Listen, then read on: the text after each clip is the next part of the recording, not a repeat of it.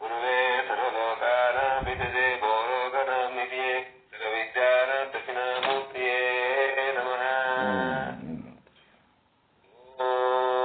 ಜ್ಞಾನಾಂತಿಮರಸ್ಯ ಜ್ಞಾನಾಂಜನಾಶಲಾಕಾಯ ಚಕ್ಷುರುಗತಮೇನ ತಸ್ಮೈ ಶ್ರೀ ಗುರುವೇ ನಮಃ. ಓಂ ಶಾಂತಿ ಶಾಂತಿ ಶಾಂತಿ.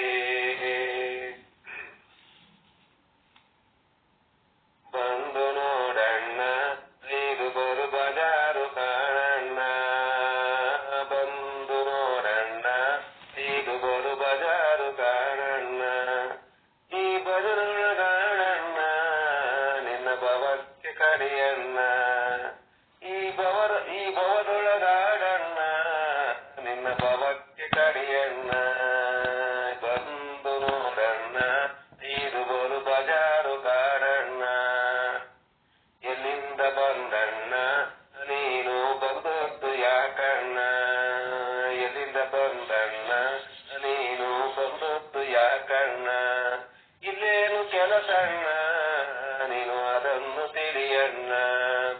ಇಲ್ಲೇನು ಕೆಲಸಣ್ಣ ನೀನು ಅದನ್ನು ತಿಳಿಯಣ್ಣ. ಅಣ್ಣ ಬಂದು ನೋಡಣ್ಣ ಐದು ಬರು ಬಜಾರು ಕಾಣಣ್ಣ. ಸಾಧುಗಳ ಸೇರಣ್ಣ ಅವರ ಸೇವೆಯ ಮಾಡಣ್ಣ. ಸಾಧುಗಳ ಸೇರಣ್ಣ ಅವರ ಸೇವೆಯ ಮಾಡಣ್ಣ. ಅಲ್ಲೇ ಸಾಧನೆ ಮಾಡ್ಕಣ್ಣ ನೀನು ಸಾಧಿಸಿ ಬಾರಣ್ಣ. ಅಲ್ಲಿ ಸಾಧನೆ ಮಾಡ್ಕಣ್ಣ ನೀನು ಸಾಧಿಸಿ ಬಾರಣ್ಣ. ಅಣ್ಣ ಬಂದು ನೋಡಣ್ಣ ಐದು ಬರು ಬಜಾರು ಕಾಣಣ್ಣ. ಈ ಬಜರೊಳಗಾಡಣ್ಣ ನಿನ್ನ ಭವಕ್ಕೆ ಕಡಿಯಣ್ಣ. ಗುರುವಿನ ಕೂಡಣ್ಣ ಅವರ ಪದಕ್ಕೆ ಎರಗಣ್ಣ. ಗುರುವಿನ ಕೂಡಣ್ಣ ಅವರ ಪದಕ್ಕೆ ಎರಗಣ್ಣ. ಗುರುವಿನ ಬುಟ್ಟಣ್ಣ ನಿನ್ನ ಮನಸ್ಸಿಗೆ ಪೆಟ್ಟಣ್ಣ. ಅಣ್ಣ ಗುರುವಿನ ಬುಟ್ಟಣ್ಣ ನಿನ್ನ ಮನಸ್ಸಿಗೆ ಪೆಟ್ಟಣ್ಣ. ಅಂದು ಬಂದು ನೋಡಣ್ಣ ಐದು ಬರು ಬಜಾರು ಕಾಣಣ್ಣ. ಈ ಬಜರೊಳಗಾಡಣ್ಣ ನಿನ್ನ ಭವಕ್ಕೆ ಕಡಿಯಣ್ಣ. ಜೈ ಸದ್ಗುರುಮಹಾರಾಜ್ ಕಿ ಜೈ. ಬಂದು ನೋಡಣ್ಣ ಬಂದು ನೋಡಣ್ಣ ಇದು ಬರು ಬಜಾರು ಕಾಣಣ್ಣ. ಯಾವುದು ಬಜಾರು? ಇಲ್ಲಿ ಪಾರಮಾರ್ಥದ ಬಜಾರು. ಇನ್ನೇನು ಲೌಕಿಕದ ಬಜಾರಲ್ಲ. ಈ ಬಜಾರು ಈ ಪಾರಮಾರ್ಥದ ಬಜಾರು. ಈಗ ಉಪನಿಷತ್ತುಗಳು ಹೇಳ್ತಾವ್ರೆ, ಜ್ಞಾನಚಂದ್ರಲ್ಲಿ ಹೇಳ್ತಾರೆ, ಜ್ಞಾನ ಸಾಗರವನ್ನು ಹೇಳ್ತಾವ್ರೆ, ಭಗವದ್ಗೀತೆಗಳು ಹೇಳ್ತಾರೆ. ಇದು ಒಂಥರ ಬಜಾರಿದೆ. ಈ ಬಜಾರೊಳಗೆ ನಮ್ಗೆ ಏನ್ ಬೇಕೋ ಯಾವುದು ಬೇಕೋ ಹಾಕ್ಕೊಳ್ತಕ್ಕಂಥದ್ದು ನಮಗ್ ಬಿಟ್ಟು. ಆದ್ರೆ ಈ ಬಜಾರ ಬಂದಿದ್ದೀವಿ. ಆ ಬಜಾರ ಬರೋದು ಮುಂಚೆ ನಾನು ಎಲ್ಲಿಂದ ಬಂದೆ, ನಾನು ಯಾಕೋಸ್ಕರ ಬಂದಿದ್ದೀನಿ, ನನ್ನ ಕೆಲಸ ಏನು, ನನ್ನ ಸ್ವರೂಪ ಏನು, ನಾನು ಯಾಕೆ ಬಂದೆ, ನಾನು ಯಾರು, ನಾನು ಎಲ್ಲಿಂದ ಬಂದೆ, ನನಗೆ ಯಾಕೆ, ನಾನು ಯಾರು. ನಮ್ಮ ಸ್ವಾಮಿಗಳು ಶಿವರದಪ್ಪ ಚೆನ್ನಾಗಿ ನಾವು ಎಲ್ಲರೂ ಹೆಸರು ಇಟ್ಕೊಂಡಿದ್ದೀವಿ. ಆ ಹೆಸರು ಇರೋದು ಮುಂಚೆ ತಾಯಿಗಿರೋದು ಬರೋದು ಮುಂಚೆ ಅದ್ರ ಮುಂಚೆ ನೀವ್ ಯಾರು ಹೆಸರಿಟ್ಟವ್ರೆ. ದೇಹ ನೋಡಿ ಹೆಸರಿಟ್ಟು ಅದ್ರ ಮುಂಚೆ ನೀವ್ ಯಾರು, ದೇಹ ಬಿಟ್ಟು ನೀವ್ ಯಾರು, ಅಲ್ಲಿ ಎಲ್ಲಿಂದ ಬಂದೆ, ಯಾಕೋಸ್ಕರ ಬಂದೆ, ಇಲ್ಲೇನ್ ಕೆಲಸ ನಿಮಗೆ ಅಂತಕ್ಕಂಥ ಪ್ರಶ್ನೆಗಳನ್ನ ನಾವು ಹಾಕೋ ನಾನು ಯಾರು ನಾನು ಯಾರು ನಾನು ಯಾರು. ಫಸ್ಟ್ ನಾನು ಯಾರು ಪ್ರಶ್ನೆ, ನಾನು ಯಾರು, ಆರು ನಾನು ಎಂದು ವಿಚಾರಿಸು. ಸಮ ಸಂಸಾರವಿದ ಕನಸಂದೆ ಮಾನವರ್ಧನ ಸಂಬಲಿಂಗನ ಬರೆಯಬೇಕಾದ್ರೆ ನೇಮದಿಂದ ಗಂಭೀರ ಮುಚ್ಚಿಕೊಂಡಿದ್ದಿರು ಅಂತ ಹೇಳ್ತಾ ಅನಿಸುತ್ತೆ. ಹಾಗೆ ಎಲ್ಲಿಂದ ಬಂದನ್ನ ನೀನು ಬಂದುದು ಯಾಕಣ್ಣ, ಇಲ್ಲೇನು ಕೆಲಸನ್ನ ನೀನು ಅದನ್ನು ತಿಳಿ ಬಂದಿದ್ದೀವಿ. ಬಂದಾಗ ಸೇರ್ಕೊಳ್ತಕ್ಕಂಥದ್ದು ಸಾಧುಗಳ ಸಂಘದಲ್ಲಿ ಸಂಘದಲ್ಲಿ ಕೂತ್ಕೊಳ್ತಕ್ಕಂಥದ್ದು, ಅಲ್ಲಿ ಕೂತ್ಕೊಳ್ದಾಗ ಸಾಧುಗಳ ಸೇವೆ ಮಾಡ್ತಕ್ಕಂಥದ್ದು. ಅಲ್ಲಿ ಸಾಧಾರಣ ನಾಲ್ಕು ಅವರೇನು ವೈರಾಗ್ಯ ಮುಸತ್ವ ಕಾರಣ ನಾಲ್ಕು ಹೇಳಿದ್ರಲ್ಲ, ಸಾಧನ ಚತುರ್ಥ ಸಂಪನ್ನಗಳು ಹೇಳಿದ್ರಲ್ಲ, ಆ ಸಾಧನೆಗಳನ್ನು ತಿಳ್ಕೊಳ್ತಕ್ಕಂಥ ಯಾರಿಂದ, ಗುರುವಿನಿಂದ ಮತ್ತೆ ಸತ್ಸಂಗದ ತಿಳ್ಕೊಳ್ತಕ್ಕಂಥದ್ದು. ಸಾಧನೆ ನಾಲ್ಕನ್ನ ನೀನು ಸಾಧಿಸಿ ಬಾರ. ಸುಮ್ಮನೆ ಬಂದಾಗ ಕೂತ್ಕೊಳ್ತಕ್ಕಂಥಲ್ಲ, ಬಂದು ಕೂತ್ಕೊಂಡು ಗುರುಗಳ ಮುಂದೆ ಏನೋ ಅವರ ಊರಿನ ವಿಷಯನೋ ಮನೆ ವಿಷಯನೋ ಯಾರನ್ನ ಎಲ್ಲನ್ನ ಬಂದು ಕೂತ್ಕೊಳ್ಳಂಗಿಲ್ಲ. ಕೂತಿದ್ದೀರಾ ಅದು ಕ್ಷಣ ಕಣವ ಕೂತ್ಕೊಳ್ಳಿ, ಆನಂದ ಆರಾಮಿದ್ರೆ ಹೆಣೆ ಮತ್ತು ಮುಗಿದೋಯ್ತು. ಯಾವುದು ಎಲ್ಲಿಂದ ಬಂದ್ರಿ, ನಿಮ್ಗೆ ಎಷ್ಟು ಸಂಬಳ, ನಿಮ್ಗೆ ಎಷ್ಟು ಜನ ಮಕ್ಕಳು, ಬರೀ ಇದೆಯಾ ಅಂತ ಲೋಕ ತಗೊಂಡಿರ್ತಾರೆ. ಆ ಲೋಕದ ಬಿಟ್ಟು ವಾಸನೆ ಬಿಟ್ಟು ದೇಹದ ವಾಸನೆ, ಲೋಕ ವಾಸನೆ, ಶಾಸ್ತ್ರ ವಾಸನೆ ಮೂರು ಬಿಟ್ಟು ಅಲ್ಲಿ ಕೂತ್ಕೊಂಡು ಹೇಳ್ತಾರೆ. ಅಲ್ಲಿ ಕೂತ್ಕೊಂಡು ಆ ಧ್ಯಾನದ ಮನೆಯಲ್ಲಿ ಗುರುಗಳು ಹೇಳ್ತಕ್ಕಂಥ ವಿಚಾರ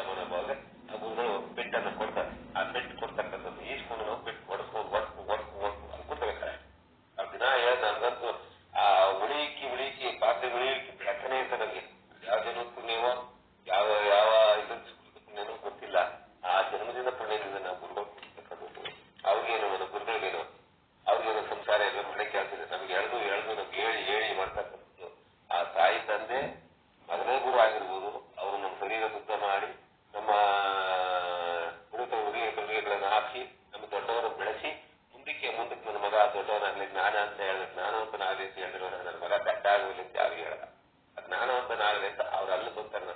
ತಿರ್ಗಿ ಅಲ್ಲಿಂದ ಬಂದು ಗುರುಗಳು ಬಂದು ನಮ್ಮನ್ನ ಈ ಸತ್ಸಂಗ ಕಡೆಗೆ ತಿರುಗಿಸಿ ನಮ್ಮ ಮನಸ್ಸು ಚಂಚಲವಾಗಿರ್ತಕ್ಕಂಥ ಮನಸ್ಸನ್ನು ಏಕಚಿತ್ತ ಭಾವನೆ ಕೂರಿಸಿ ನಮ್ಮ ಉದ್ಧಾರ ಮಾಡ್ತಕ್ಕಂಥ ಆ ಗುರು ಇದಲ್ಲ, ಆ ಭಾವಕ್ಕೆ ಅವರು ಬಂದು ನಾವು ಮಾಡ್ತಾರೆ. ಅದೋ ಜನ ಪುಣ್ಯನ. ಅದಕ್ಕೆ ನಾವು ಗುರುಗಳಿಗೆ ನಾವು ಮೊದಲು ವಂದನೆ ಹೋಗ್ತಕ್ಕಂಥದ್ದು. ಯಾವ ಜನ ಪುಣ್ಯ ಹೋಗ್ತಕ್ಕಂಥ ಅವರ ಮನಸ್ಸಿಗೆ ಕೇಳ್ಕೊಂಡು ಅವರೇ ತಂದೆ, ಅವರೇ ತಾಯಿ, ಅವರೇ ಬಂದು. ಎಷ್ಟು ಜನ ತಂದೆ ತಾಯಿಗಳಾದರೂ ಬಹು ಮಂದಿ ಕಳೆದವರು ಎಷ್ಟು ಜನ ಅವರು ಲೆಕ್ಕ ಇಲ್ಲ. ತಂದೆ ಸದ್ಗುರು ಶಂಕರಾರ್ಯ ನಮ್ಮ ಹಿಂದೆ ನಿಲ್ಲುವುದೇ ಅವರೇ ನನ್ನ ಭಾವಬಂಧನ ಬಿಡುಗಡೆ ಬರ್ತಕ್ಕಂಥರು, ನವಸ್ತಕ್ಕಂಥ ಮಾರ್ಗವನ್ನು ತೋರ್ತಕ್ಕಂಥರು ಅವರನ್ನೇ ಇನ್ನು ಯಾರ ಕೈಲೂ ಆಗ ಎಲ್ಲ ಏನೇ ಮಾಡಿದ್ರು ಫಲಗಳು ಸಿಗ್ಬೋದು, ಏನೋ ಕ್ಷಣಿಕ ಸುಖಗಳು ಸಿಗ್ಬೋದು, ಅಷ್ಟು ಬಿಟ್ಟರೆ ಅದೆಲ್ಲ ಲೋಕದ್ದಾಗಬೇಕು. ಪಾರಮಾರ್ಥ ವಿಷಯದಲ್ಲಿ ಗುರುಗಳು ಬಿಟ್ಟರೆ ಗುರುವಿನಿಂದ ಆದರೆ ಬೇರೆ ಯಾರ ಕೈಲೂ ಈ ಭಾವಕ್ಕೆ ಕಡೆಯನ್ನ ಭಾವ ಅಂದ್ರೆ ಹುಟ್ಟು ಸಾವು ಕಡೆ ಅಂತ ಕಡೆ ಮಾಡ್ಕೊಂಡು ಜ್ಞಾನ ಮಾರ್ಗವನ್ನು ಪಡ್ಕೊಂಡು ಈ ಜನ್ಮದಲ್ಲಿ ಮಾನವ ಜನ್ಮದಲ್ಲಿ ಒಂದು ಕೊನೆ ಜನ್ಮ ಇಲ್ಲೇ ನೀನು ಮೋಕ್ಷವನ್ನು ಪಡ್ಕೋಬೇಕಂದ್ರೆ ಈ ಜನ್ಮದಲ್ಲಿ ಆಗ್ತದೆ, ಇನ್ನು ಬೇರೆ ಜನ್ಮದಲ್ಲಿ ಆಗಲ್ಲ. ಅದರಿಂದ ಆ ಜನ್ಮ ಬಂದು ಭಾವ ಬಿಡುಗಡೆ ಮಾಡ್ತಕ್ಕಂಥ ಗುರುನಾಥ ಒಬ್ಬಾದ್ರೆ ಇನ್ನು ಬೇರೆಗೆ ಯಾರ ಕೈ ಸಾಧ್ಯವಿಲ್ಲ ಅಂತ ನನಗೆ 2 ಮಾತು ಅವಕಾಶ ಮಾಡ್ಕೊಟ್ಟ ಈಗೆಲ್ಲರಿಗೂ ಶರಣೋ ಶರಣೋ ಶರಣೋ ಶರಣ. ಶಿವ ಪರಮಾತ್ಮ ತುಂಬಾ ಧನ್ಯವಾದಗಳು. ಬಹಳ ಸುಂದರವಾಗಿ ಈ ಒಂದು ಆಧ್ಯಾತ್ಮದ ಶಿಖರವನ್ನು ಹೆಂಗ್ ಏರ್ಬೇಕನ್ನೋದನ್ನ ಪೂರ ದಂಡಿ ಮುಟ್ಟಿಸ್ಬಿಟ್ಟಿರ್ಬೇಕು. ಧನ್ಯವಾದ.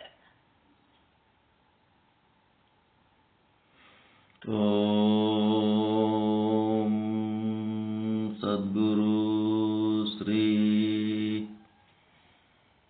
ಶುದ್ಧ ಬ್ರಹ್ಮಣೇ ನಮಃ. ಸಮಸ್ತ ಶುದ್ಧ ಬ್ರಹ್ಮ ಸ್ವರೂಪರೇ, ತಮ್ಮೆಲ್ಲರ ಶ್ರೀಪಾದಗಳಿಗೆ ಅನಂತ ಅನಂತ ಪ್ರಣಾಮಗಳು. ಮಕರ ಸಂಕ್ರಮಣ 2026 ಎಲ್ಲರಿಗೂ ಶುಭವನ್ನುಂಟು ಮಾಡಲಿ. ಪರಮಾನಂದ ಪ್ರಾಪ್ತಿ ಭವ, ಸರ್ವ ದುಃಖ ನಿವೃತ್ತಿ ಭವ, ಇಷ್ಟಾರ್ಥ ಸಿದ್ಧಿರಸ್ತು, ಯಶಸ್ವಿ ಭವ ಯಶಸ್ವಿ ಭವ. ಜೈ ಶುದ್ಧ ಬ್ರಹ್ಮ, ಜೈ ಜೈ ಶುದ್ಧ ಬ್ರಹ್ಮ, ಜೈ ಶುದ್ಧ ಬ್ರಹ್ಮ, ಜೈ ಜೈ ಶುದ್ಧ ಬ್ರಹ್ಮ. ಉತ್ತರಾಯಣದಿಂದ ದಕ್ಷಿಣಾಯಣಕ್ಕೆ ತಲುಪಿ ಮತ್ತೆ ಸೂರ್ಯ ಉತ್ತರಾಯಣಕ್ಕೆ ಪಲ್ಲಟಾಗಿ ಮತ್ತೆ ಸೂರ್ಯನ ಸಮೀಪಕ್ಕೆ ಹೋಗುವಂತ ಕಾಲ ಸನ್ನಿಹಿತವಾಗ್ತದೆ. ಸೂರ್ಯನಿಂದ ದೂರ ಆದಾಗ ಚಳಿ, ಸೂರ್ಯನ ಸಮೀಪ ಆದಾಗ ಬಿಸಿಲು. ಹಿಂಗೆ ಯಾಕಾಗ್ತದ್ರಿ ಅದು? ಒಮ್ಮೆ ಚಳಿ ಒಮ್ಮೆ ಬಿಸಿಲು ಯಾಕಾಗ್ತದ?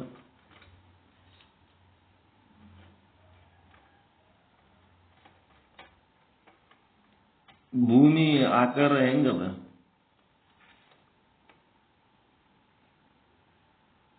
ಭೂಮಿ ಆಕಾರ ಹೆಂಗದ? ಗುಂಡಲ್ಲ, ತತ್ತಿ ಇದ್ದಂಗದ. ಅದು ಅಂಡಾಕಾರ, ಗುಂಡಾಕಾರನೂ ಅದ, ಅಂಡಾಕಾರನೂ ಅದ. ಈಗ ತತ್ತಿ ಹೆಂಗದ ಅಂತಂದ್ರ ಒಂದ್ ಕಡೆ ಸಣ್ಣದದ ಅದ ವೃತ್ತ, ಒಂದ್ ಕಡೆ ದೊಡ್ಡದದ. ಒಂದು ವೃತ್ತ ದೊಡ್ಡದ, ಒಂದ್ ಕಡೆ ಸಣ್ಣದದ ವೃತ್ತ. ಅದಕ್ಕೆ ಹೌದಲ್ರಿ? ಎರಡದವಿಲ್ಲ ಅದಕ್ಕೆ. ಒಂದ್ ಕಡೆ ಉದ್ದಕ್ಕಿರ್ತದ, ಒಂದ್ ಕಡೆ ಗಿಡ್ಡಕ್ಕಿರ್ತದ ತುದಿಗಳು. ಅದು ತುದಿ ಉದ್ದ ಇದ್ದದ್ದು ಸೂರ್ಯನ ಸಮೀಪಕ್ಕೆ ಹೋಲಕತ್ತು ಅಂತಂದ್ರೆ ಬಿಸಿಲು ಜಾಸ್ತಿ ಆಗ್ತದೆ. ಹಿಂಗ ಅಡ್ಡ ಇರೋದದು ತುದಿ ಹತ್ತದ ಇಲ್ಲ, ಅದು ಸಣ್ಣದು.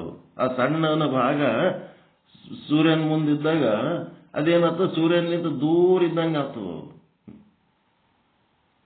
ಸೂರ್ಯನಿಂದ ದೂರ ಇದ್ದಂಗ ಒಂದು ಹಿಂಗ ಕಡಿ ಇತ್ತ ತತ್ತಿ ಸೂರ್ಯನಿಂದ ಹಿಂಗ ಕಡಿ ಇಟ್ರಿ ಅಂತಂದ್ರೆ ದೂರ ಇರ್ತವ. ಅದು ಹಿಂಗ ಅಡ್ಡ ಹಾಕಿದ್ರಿ ಅಂತಂದ್ರೆ ಹಿಂಗ್ ತಿಳ್ಕೊರಿ. ಒಂದು ಸೂರ್ಯ ಇಡ್ರಿ, ಒಂದು ವಸ್ತು ಸೂರ್ಯ ಅಂತ ಇಡ್ರಿ, ಏನೋ ಒಂದು ವಸ್ತು ತತ್ತಿ ಇಡ್ರಿ. ಆ ತತ್ತಿ ನೀವು ಹಿಂಗ ಅಡ್ಡ ಹಾಕಿದ್ರಿ ಅಂದ್ರೆ ಏನಾಗ್ತದ, ಅದ್ರ ಉದ್ದನ್ ತುದಿ ಸೂರ್ಯನ ಸಮೀಪ ಬರ್ತದ ಇಲ್ಲ? ಅದು ಸೂರ್ಯಗ ಸಮೀಪ ಬಂದದ್ದಕ್ಕೆ ಬಿಸಿಲು ಅನ್ನಿಸ್ತು. ಮತ್ತದು ಹಿಂಗ ಸೀದಾ ಆಯ್ತು ಅಂತಂದ್ರ ಅದು ಅಡ್ಡಿದ್ದು ಸೀದಾ ಆಯ್ತಂದ್ರೆ ಅದು ಸೂರ್ಯನಿಂದ ದೂರ, ಡಿಸ್ಟೆನ್ಸ್ ದೂರ ಅನ್ನಿಸ್ತದೆ. ಹೀಗಾಗಿ ಈಗೇನಾಯ್ತು, ಇಷ್ಟ ತನಕ ಏನಿತ್ತದು ಅಡ್ಡಿತ್ತು, ಸೀದಾ ಇತ್ತದು, ಈಗ ಅಡ್ಡ ಆಗ್ತದೆ. ಈಗ ಅದು ಭೂಮಿ ಅದರ ಧ್ರುವ ಏನಂತಾರಲ್ಲ, ಧ್ರುವ ಸೂರ್ಯನ ಸಮೀಪ ಹೋಗ್ತದೆ. ಸಮೀಪ ಹೋದಂಗೆಲ್ಲ ಬಿಸಿಲು ಜಾಸ್ತಿ ಹಾಕೋತ್ ಹೋಗ್ತದೆ. ನಾವು ಹೆಂಗೆ ಹೇಳ್ಬೇಕು ನಿಮಗೆ, ಇಲ್ಲಿ ಪ್ರಾಕ್ಟಿಕಲ್ ಆಗಿ ಮಾಡಿ ತೋರಿಸ್ಲಿಕ್ಕೆ ಬರ್ತದೆ. ಬಟ್ ನೀವು ಆನ್ಲೈನ್ದಾಗ ಹೆಂಗೆ ಹೇಳ್ಬೇಕು ಅವೆಲ್ಲ ಹೇಳಕ್ ಬರಲ್ಲ. ಹೇಳಿ, ನಾಲೆಜ್ ಇರ್ಬೇಕಷ್ಟೇ. ಅದು ಬರೀ ಪರ್ಫೆಕ್ಟ್ ಆಗಿ ದುಂಡಾಕಾರ ಇತ್ತಂತಂದ್ರೆ ಇವು ಸೀಸನ್ಗಳು ಆಗ್ತಿದ್ದಿಲ್ಲ. ಮಳೆಗಾಲ, ಚಳಿಗಾಲ, ಬೇಸಿಗೆ ಆಗ್ತಿದ್ದಿಲ್ಲ. ಅದು ತತ್ತಿ ಇದ್ದಂಗೆ ಅಂಡಾಕಾರ ಇದ್ದದಕ್ಕೆ ಇವು ಸೀಸನ್ಗಳು ಚೇಂಜ್ ಆಗ್ತಿರ್ತಾವ. ಈಗೇನು ಸದ್ಗುರು ಮಹಾಶರಣ ಚಿನ್ಮಯ ಜ್ಞಾನಿ, ಅವಿರಳ ಜ್ಞಾನಿ, ಶುದ್ಧ ಬ್ರಹ್ಮ ಸ್ವರೂಪ ಚನ್ನಬಸವೇಶ್ವರರ ಮಾಹೇಶ್ವರ ಸ್ಥಳದ ಸ್ಥಳಕಟ್ಟಿನ ವಚನ, ಭಕ್ತ ಸ್ಥಳದ ಶಟಸ್ಥಲ ವಚನಗಳನ್ನು ಯಶಸ್ವಿಯಾಗಿ ಮುಗಿಸಿ ಈಗ ಮಹೇಶ್ವರ ಸ್ಥಳದ ತಾಮಸ ನಿರಸನ ಸ್ಥಳ ಅಂದ್ರೆ ಮಹೇಶ ಅಂತೇಳಿ ಮಹೇಶ ಸ್ಥಳಕ್ಕೆ ಏರ್ಬೇಕಾದ್ರೆ ಏನು ಇರಬಾರದು ಅಂತ. ತಾಮಸ ಅಂದ್ರೆ ಅಜ್ಞಾನ. ಏನು ಅಜ್ಞಾನ ಅಂತ ಹೇಳ್ತಾರೆ. ಈಗ ನಿನ್ನೆ ಏನಾಯ್ತು, 3ನೇ ವಚನ ಆಯ್ತು, ಇವತ್ತು 4ನೇ ವಚನ. ಏನಂದ್ರೆ ಸತ್ಯವಿಲ್ಲದ ಭಕ್ತಿ 10,000 ಕಾಲ ಮಾಡಿದರೇನು. ಸತ್ಯವಿಲ್ಲದ ಭಕ್ತಿ ಅಂದ್ರೆ ಮುಂಜಾನೆದ್ದು ಒಂದು ಪದ್ಧತಿ ಹಾಕಿಬಿಟ್ಟಾರ. ಏನ್ ಮಾಡ್ಬೇಕು, ಜಳಕ ಮಾಡ್ಬೇಕು, ಆಮೇಲೆ ದೇವ್ರ ಜಗಲಿ ಅವ ದೇವರೆಲ್ಲ ತೆಗೆದು ಒಂದು ಬುಟ್ಟಾಗಿ ಇಟ್ಕೋಬೇಕು, ಜಗಲಿ ಎಲ್ಲ ತೊಳಿಬೇಕು, ಅವೆಲ್ಲ ದೇವರುಗಳೆಲ್ಲ ತೊಳೆದು ಜಗಲಿ ಮೇಲೆ ಇಟ್ಟು ಮಾತಾಡ್ಕೊಂಡು ವಿಭೂತಿ ಕುಂಕುಮ ಏನು ಹಚ್ಚದ ಹಚ್ಚಿ ನೀವು ಒಂದಿಟ್ಟು ಲಿಂಗ ಬಿಚ್ಚಿಕೊಂಡು ಲಿಂಗದ ಮೇಲೆ ನೀರು ಹಾಕಿ ಅದಕ್ಕೊಂದಿಟ್ಟು ಈ ಬತ್ತಿ ಕುಂಕುಮ ಹಚ್ಚಿ ಬೆಳಿ ಊದ್ಬತ್ತಿ ಬೆಳಿ ಆಯ್ತು ಒಳಗೆ ಇಟ್ಕೊಂಡು ನೋಡ್ಬೇಕು, ಮುಗಿದು. ಏನು ಮಾಡಿದ್ರಿ,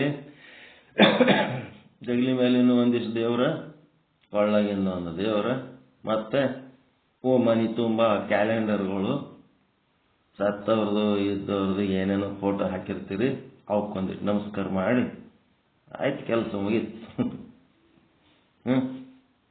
ಏನಾಗಬೇಕಾಗ್ಯದ ಅಲ್ಲಿ, ನಾವು ಎದಕ್ಕೆ ಮಾಡ್ಲಿಕ್ಕತ್ತೀವಿ ಅಂತೇಳಿ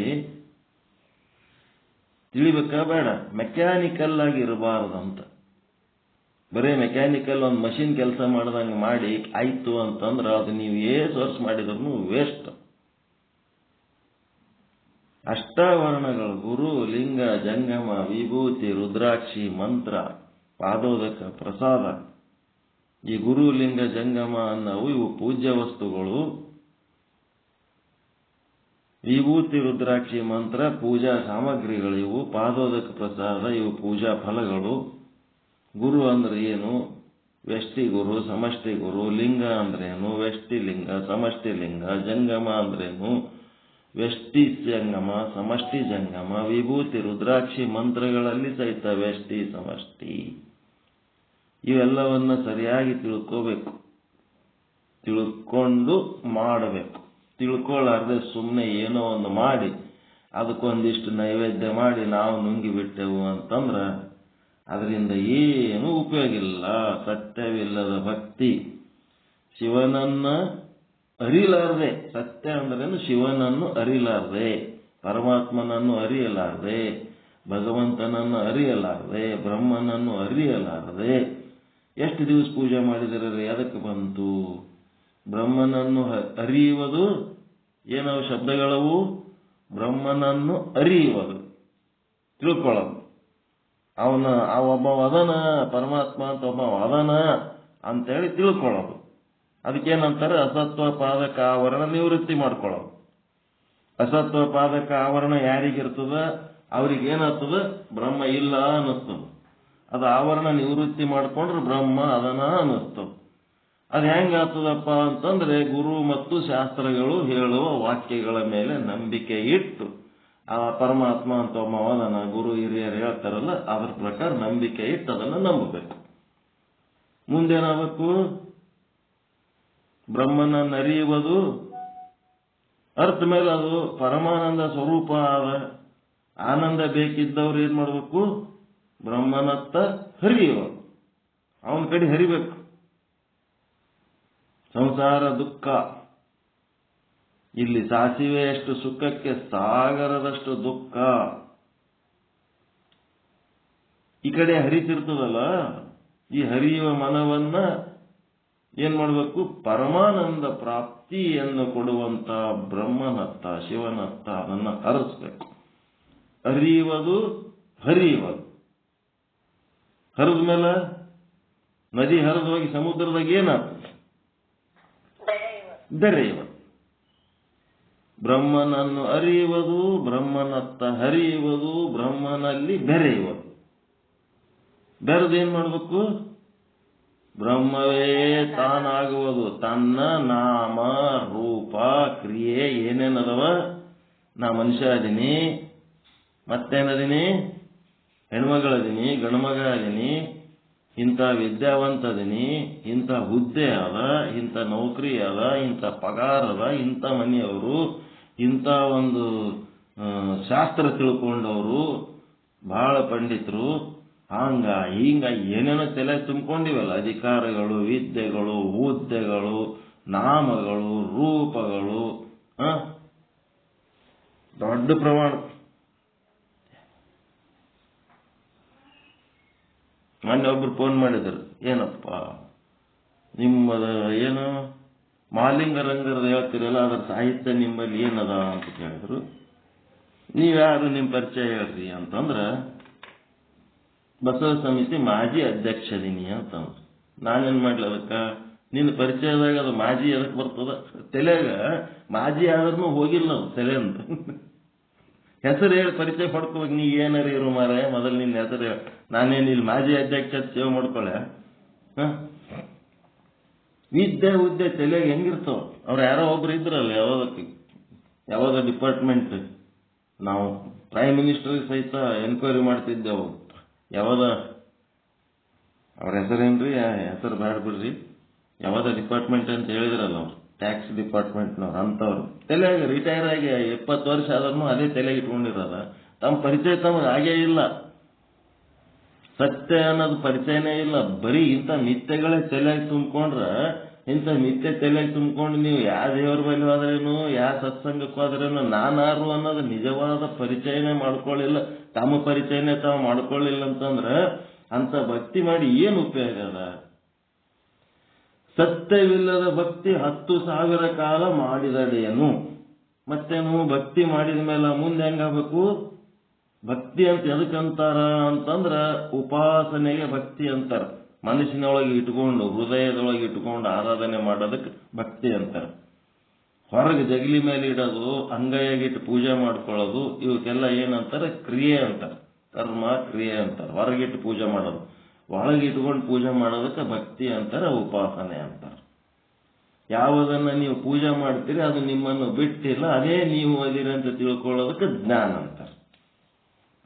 ನೆಕ್ಸ್ಟ್ ಏನು ಹೇಳ್ತಾನ? ನಿಷ್ಠೆ ಇಲ್ಲದ ಪೂಜೆಯನ್ನು ಏದು ಕಾಲ ಮಾಡಿದದೇನು. ನಿಷ್ಠೆ ಬೇಕಲ್ಲ. ಯಾವಾಗರೆ ಒಂದನ್ನ ನೀವು ಗಟ್ಟಿಯಾಗಿ ಹಿಡ್ಕೊಂಡು, ನಿಷ್ಠೆ ಅಂದ್ರೆ ಏನು? ಮಹೇಶ ಸ್ಥಳದೊಳಗೆ ನಿಷ್ಠೆ ಬಹಳ ಮುಖ್ಯ ಅದ. ಮಹೇಶ ಸ್ಥಳದೊಳಗ ನಿಷ್ಠೆ ಅಂದ್ರೆ ಯಾವುದರಿಂದ ನಿಮಗ ಅನುಕೂಲ ಆಗ್ಯದ, ಯಾವುದರಿಂದ ನಿಮಗ ಉಪಯೋಗ ಆಗ್ಯದ, ಅದರ ಮೇಲೆ ನಿಷ್ಠೆ. ಮಹೇಶ ಸ್ಥಳದ ಸ್ಪೆಷಾಲಿಟಿ ಏನಂತಂದ್ರೆ ನಿಷ್ಠೆ. ಯಾರ್ಯಾರು ಬೆನ್ನತ್ತಿ ಹೋಗಿ ಯಾರ್ಯಾರೋ ಏನೇನೋ ಮಾಡ್ತಾರ ದೇವರ ಸೇವೆಗಳು, ಅವ್ರವ್ರ ಬೆನ್ನತ್ತಿ ಹೋಗಿ ಅದೇ ಮಾಡ್ಕೊತಿದ್ರೆ, ಅವ್ರ ಬೆನ್ನತ್ತಿ ಹೋಗಿ ಅವ್ರು ಮಾಡಿದ್ ಮಾಡೋದು, ಇವ್ರ ಬೆನ್ನತ್ತಿ ಹೋಗಿ ಇವ್ರು ಮಾಡಿದ್ ಮಾಡೋದು, ಯಾರ್ಯಾರ್ದೋ ಬೆನ್ನತ್ತಿ ಹೋದ್ರೆ ಹೆಂಗ? ನಿಮಗ ನಿಮ್ಮ ಗುಣ ಸ್ವಭಾವಕ್ಕ ನಿಮಗ ಯಾವುದರಿಂದ, ಯಾವ ಶಾಸ್ತ್ರದಿಂದ ಅನುಕೂಲ ಆಗ್ಯದ, ಯಾವ ಗುರುವಿನಿಂದ ಅನುಕೂಲ ಆಗ್ಯದ, ಯಾವ ಸಂಘದಿಂದ ಅನುಕೂಲ ಆಗ್ಯದ, ಅದಕ್ಕೊಂದಿಷ್ಟು ನಿಷ್ಠೆ ಅಂತ ಬೆಳೆಸ್ಕೋಬೇಕು. ಅದ್ರ ಮೇಲೆ ನಿಷ್ಠೆ ಇಲ್ದಂಗ 10 ಸಂಗಟ ಇದನ್ನು ಒಂದು 11 ಅಂತಂದ್ರೆ ಅದ್ರ ಲಾಭ ಆಗಂಗಿಲ್ಲ. ಮಹೇಶ ಸ್ಥಳದೊಳಗೆ ನಿಷ್ಠೆ ಇದು ಬಹಳ ಇಂಪಾರ್ಟೆಂಟ್ ಅದ. ಅದಕ್ಕೆ ಭಕ್ತರ ಕಂಡರೆ ಬೋಳಪ್ಪಿರಯ್ಯ. ಯಾರ ತಿರುಪತಿಗೆ ಹೋಗಿ ಬಂದಾರ, ತಲೆ ಬೋಳಿಸ್ಕೊಂಡಾರ ಅಂತಂದ್ರ ಏನ್ ಮಾಡ್ಬಿಡೋದು, ನಮಗೂ ಮುಂದಿನ ಸಾರಿ ಕರ್ಕೊಂಡು ಹೋಗಾಗ ಹೇಳ್ರಪ್ಪ ನಾವು ಬರ್ತೀವಿ, ಆಯ್ತು. ಅವ್ರ ಸಂಗಟ ಹೋಗಿ ಏನ್ ಮಾಡೋದು, ಇವ್ರು ತಲೆ ಬೋಳಿಸ್ಕೊಂಡ್ಬಿಡೋದು. ಭಕ್ತರ ಕಂಡಡೆ ಬೋಳಪ್ಪಿರಯ್ಯ, ಸವಣರ ಕಂಡಡೆ ಭಕ್ತಲೇ ಎಪ್ಪಿರಯ್ಯ. ಜೈನರ ಗುರುಗಳು ಬಂದರು ಅಂತಂದ್ರ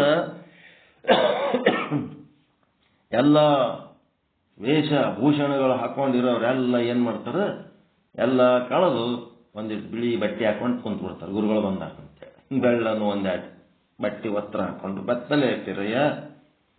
ಮತ್ತೆ ಯಾರೇ ಬ್ರಾಹ್ಮಣರ ಗುರುಗಳು ಬಂದ್ರು, ಹಾರುವರ ಕಂಡಡೆ ಹರಿಹರಿ ಎಂಬಿರಯ್ಯ. ಜೈ ಶ್ರೀಮನ್ ನಾರಾಯಣ, ಹರಿ ಹರಿ ಅಂತಿರ್ತಾರವ್ರು. ಅವ್ರು ಯಾರು ಬ್ರಾಹ್ಮಣರ ಗುರುಗಳು ಬಂದ್ರು ಶ್ರೀಹರಿ ಶ್ರೀಹರಿ ಅಂತಂದ್ರೆ ಅವರವರ ಕಂಡಡೆ ಅವರವರಂತೆ. ಯಾರ್ಯಾರು ಕಾಣ್ತೀರಿ ಅವ್ರವ್ರಂಗೆ ನೀವು ಪಾತ್ರ ವಹಿಸಿದ್ರೆ ಹೆಂಗಿದು? ನಿಮ್ಮದೇ ಒಂದು ಸ್ವಂತ ಪಾತ್ರ ಬೇಕಾ ಬೇಡ? ನೀವು ಏನ್ ಪಾತ್ರ ವಹಿಸಿ ಇಲ್ಲಿ ತನಕ 50 ವರ್ಷ ಆಯ್ತು, 60 ವರ್ಷ ಆಯ್ತು, 70 ವರ್ಷ ಆಯ್ತು, ಬರೇ ಮಂದಿಗೆ ಫೇಮಸ್ ಮಾಡ್ಲಿಕ್ಕೆ ಹೊಂಟಿರಿ. ನೀವು ಫೇಮಸ್ ಆವಕ್ಕ ಬೇಡ? ನಿಮ್ದು ಒಂದು ಜನ್ಮ ಆದ ಇಲ್ಲ ಅವ್ರಂಗೆ. ನಿಮ್ಮ ಜನ್ಮ ಮಂದಿಗೆ ಫೇಮಸ್ ಮಾಡಿ ಮಂದಿಯೇ ಮಾಡ್ಕೋತದ, ನಿಮ್ದು ಒಂದಿಟ್ಟು ಬೇಕಲ್ಲ ಬೆಳಕ. ಅದಕ್ಕೆ ಅವರವರ ಕಂಡಡೆ ಅವರವರಂತೆ ಅಂತಂದು ಸೂಳೆಗೆ ಹುಟ್ಟಿದವರ ತೋರದಿರಯ್ಯ. ನೋಡ್ರಿ ಎಷ್ಟು ಸ್ವಚ್ಛ ಕಟು ಭಾಷೆ ಒಳಗೆ ಹೇಳೇನ. ಯಾರ್ಯಾರು ಗಿರಾಕಿ ಬರ್ತಾರ ಅವ್ರವ್ರಂಗೆ ಆಕಿ ಹೆಂಗ ಹೋಗ್ತಾಳ ಹಂಗ ಇಲ್ಲಿ ಯಾರ್ಯಾರು ಬರ್ತಾರ, ಯಾವ್ಯಾವ ಪದ್ಧತಿಯವ್ರು ಬರ್ತಾರ, ಆಯಾ ಪದ್ಧತಿಯವ್ರ ಸಂಗಟ ಹೋಗಿ ಮನ್ಸಿಗೆ ಬಂದಂಗ ಇರಬೇಡ್ರಿ. ನಿಮ್ಮದೇ ಆದ ಒಂದು ನಿಷ್ಠೆ, ನಿಮ್ಮದೇ ಆದ ಒಂದು ಬ್ಯಾಲೆನ್ಸ್ ಹಿಡ್ಕೊಂಡು ಹೋಗ್ರಿ. ಅದನ್ನು ಬೆಳೆಸ್ಕೋರಿ. ಅದರಿಂದ ನಿಮಗ ಮೋಕ್ಷ ಆಗ್ತದ, ಪರಮಾನಂದ ಪ್ರಾಪ್ತಿ ಆಗ್ತದ, ಸರ್ವ ದುಃಖ ನಿವೃತ್ತಿ ಆಗ್ತದ. ಸಿಕ್ಕವ್ರ ಬೆನ್ನ ಹತ್ತಿ ಹೋಗಿ ಸಿಕ್ಕದ್ ಮಾಡಿ ವೇಸ್ಟ್ ಮಾಡ್ಕೋಬೇಡ್ರಿ ನಿಮ್ ಜನ್ಮ. ಅದಕ್ಕೆ ಕೂಡಲ ಸಂಗಯ್ಯನ ಪೂಜಿಸಿ ಅನ್ಯ ದೈವಂಗಳ ಎರಗಿ. ಯಾ ಕೂಡಲ ಸಂಗಯ್ಯ ಅಂತಂದ್ರೆ ನಿಮ್ಮ ಆತ್ಮ, ನಿಮ್ಮೊಳಗಿರುವ ಆತ್ಮ. ಆ ಆತ್ಮದ ಜ್ಞಾನ ನೀವು ಹೊಂದಿ. ಆ ಆತ್ಮ ನೀವು ಭಗವದ್ಗೀತೆ ಏನು ಓದ್ತಿರಲ್ಲ, ಅಲ್ಲಿ ಕೃಷ್ಣ ನಾನು ನಾನು ನಾನು ಅಂತನಲ್ಲ, ಅದು ಆತ್ಮನೇ. ಮತ್ತ ಬಸವಾದಿ ಶರಣರು ನೀನು ನೀನು ನೀನು ಅಂತಾರಲ್ಲ, ಅದು ಆತ್ಮನೇ. ಆತ್ಮಕ್ಕೆ ನೀನು ಅಂದರೆ ಇವರು ನಾನು ಅಂದರು. ವಸ್ತು ಒಂದೇ, ಅಲ್ಲಿ ಭಾಷೆ ಬೇರೆ ಅಷ್ಟೇ. ಆ ಒಂದು ಲಕ್ಷಾರ್ಥದ ನಾನತ್ವ ತಿಳ್ಕೊಂಡ ಮೇಲೆ ಅನ್ಯ ದೈವಂಗಳ ಯಾರಿಗೆ ಮತ್ತ ಆ ದೇವರು ಈ ದೇವ್ರ ಹತ್ರ 18 ದೇವರುಗಳು ನೀವು ಮಾಡ್ಕೋತಿದ್ರಿ ಅಂತಂದ್ರ ಇವರಿಗೆ ಭಕ್ತರು ಎನಿಸಿಕೊಂಬ ಅಜ್ಞಾನಿಗಳ ನಾನೇನೆಂಬೆ ಅಂತಂದ್ರೆ ಏನಂದ್ರು, ಅಜ್ಞಾನಿ ಭಕ್ತರು ಅಂದ್ಬಿಟ್ರಿ. ಬಹುದೇವೋಪಾಸಕರಿಗೆ ಅಜ್ಞಾನಿ ಭಕ್ತರು. ಜ್ಞಾನಿ ಭಕ್ತರಂದ್ರ ಆತ್ಮನಿಷ್ಠರು, ಪರಮಾತ್ಮ ನಿಷ್ಠರು. ಆತ್ಮ ಪರಮಾತ್ಮ ಎರಡು ಒಂದೇ ಅಲ್ರಿ, ಏನ್ ಬೇರೆ ಬೇರೆ?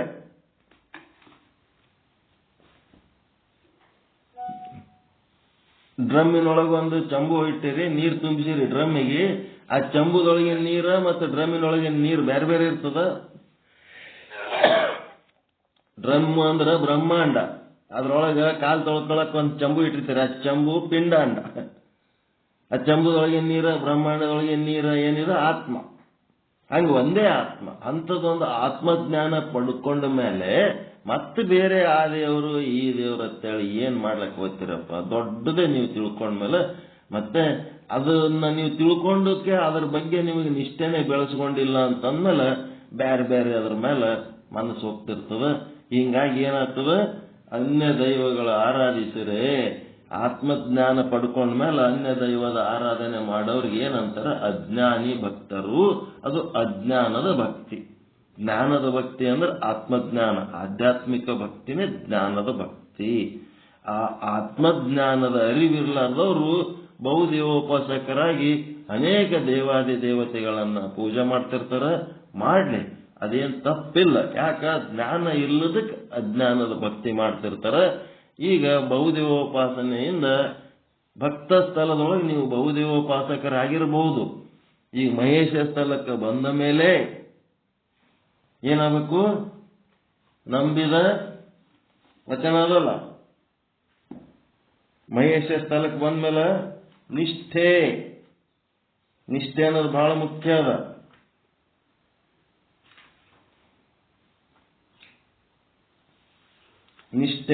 ನಿಷ್ಠೆಯ ವಚನಗಳು ಬಹಳ ಮುಖ್ಯ.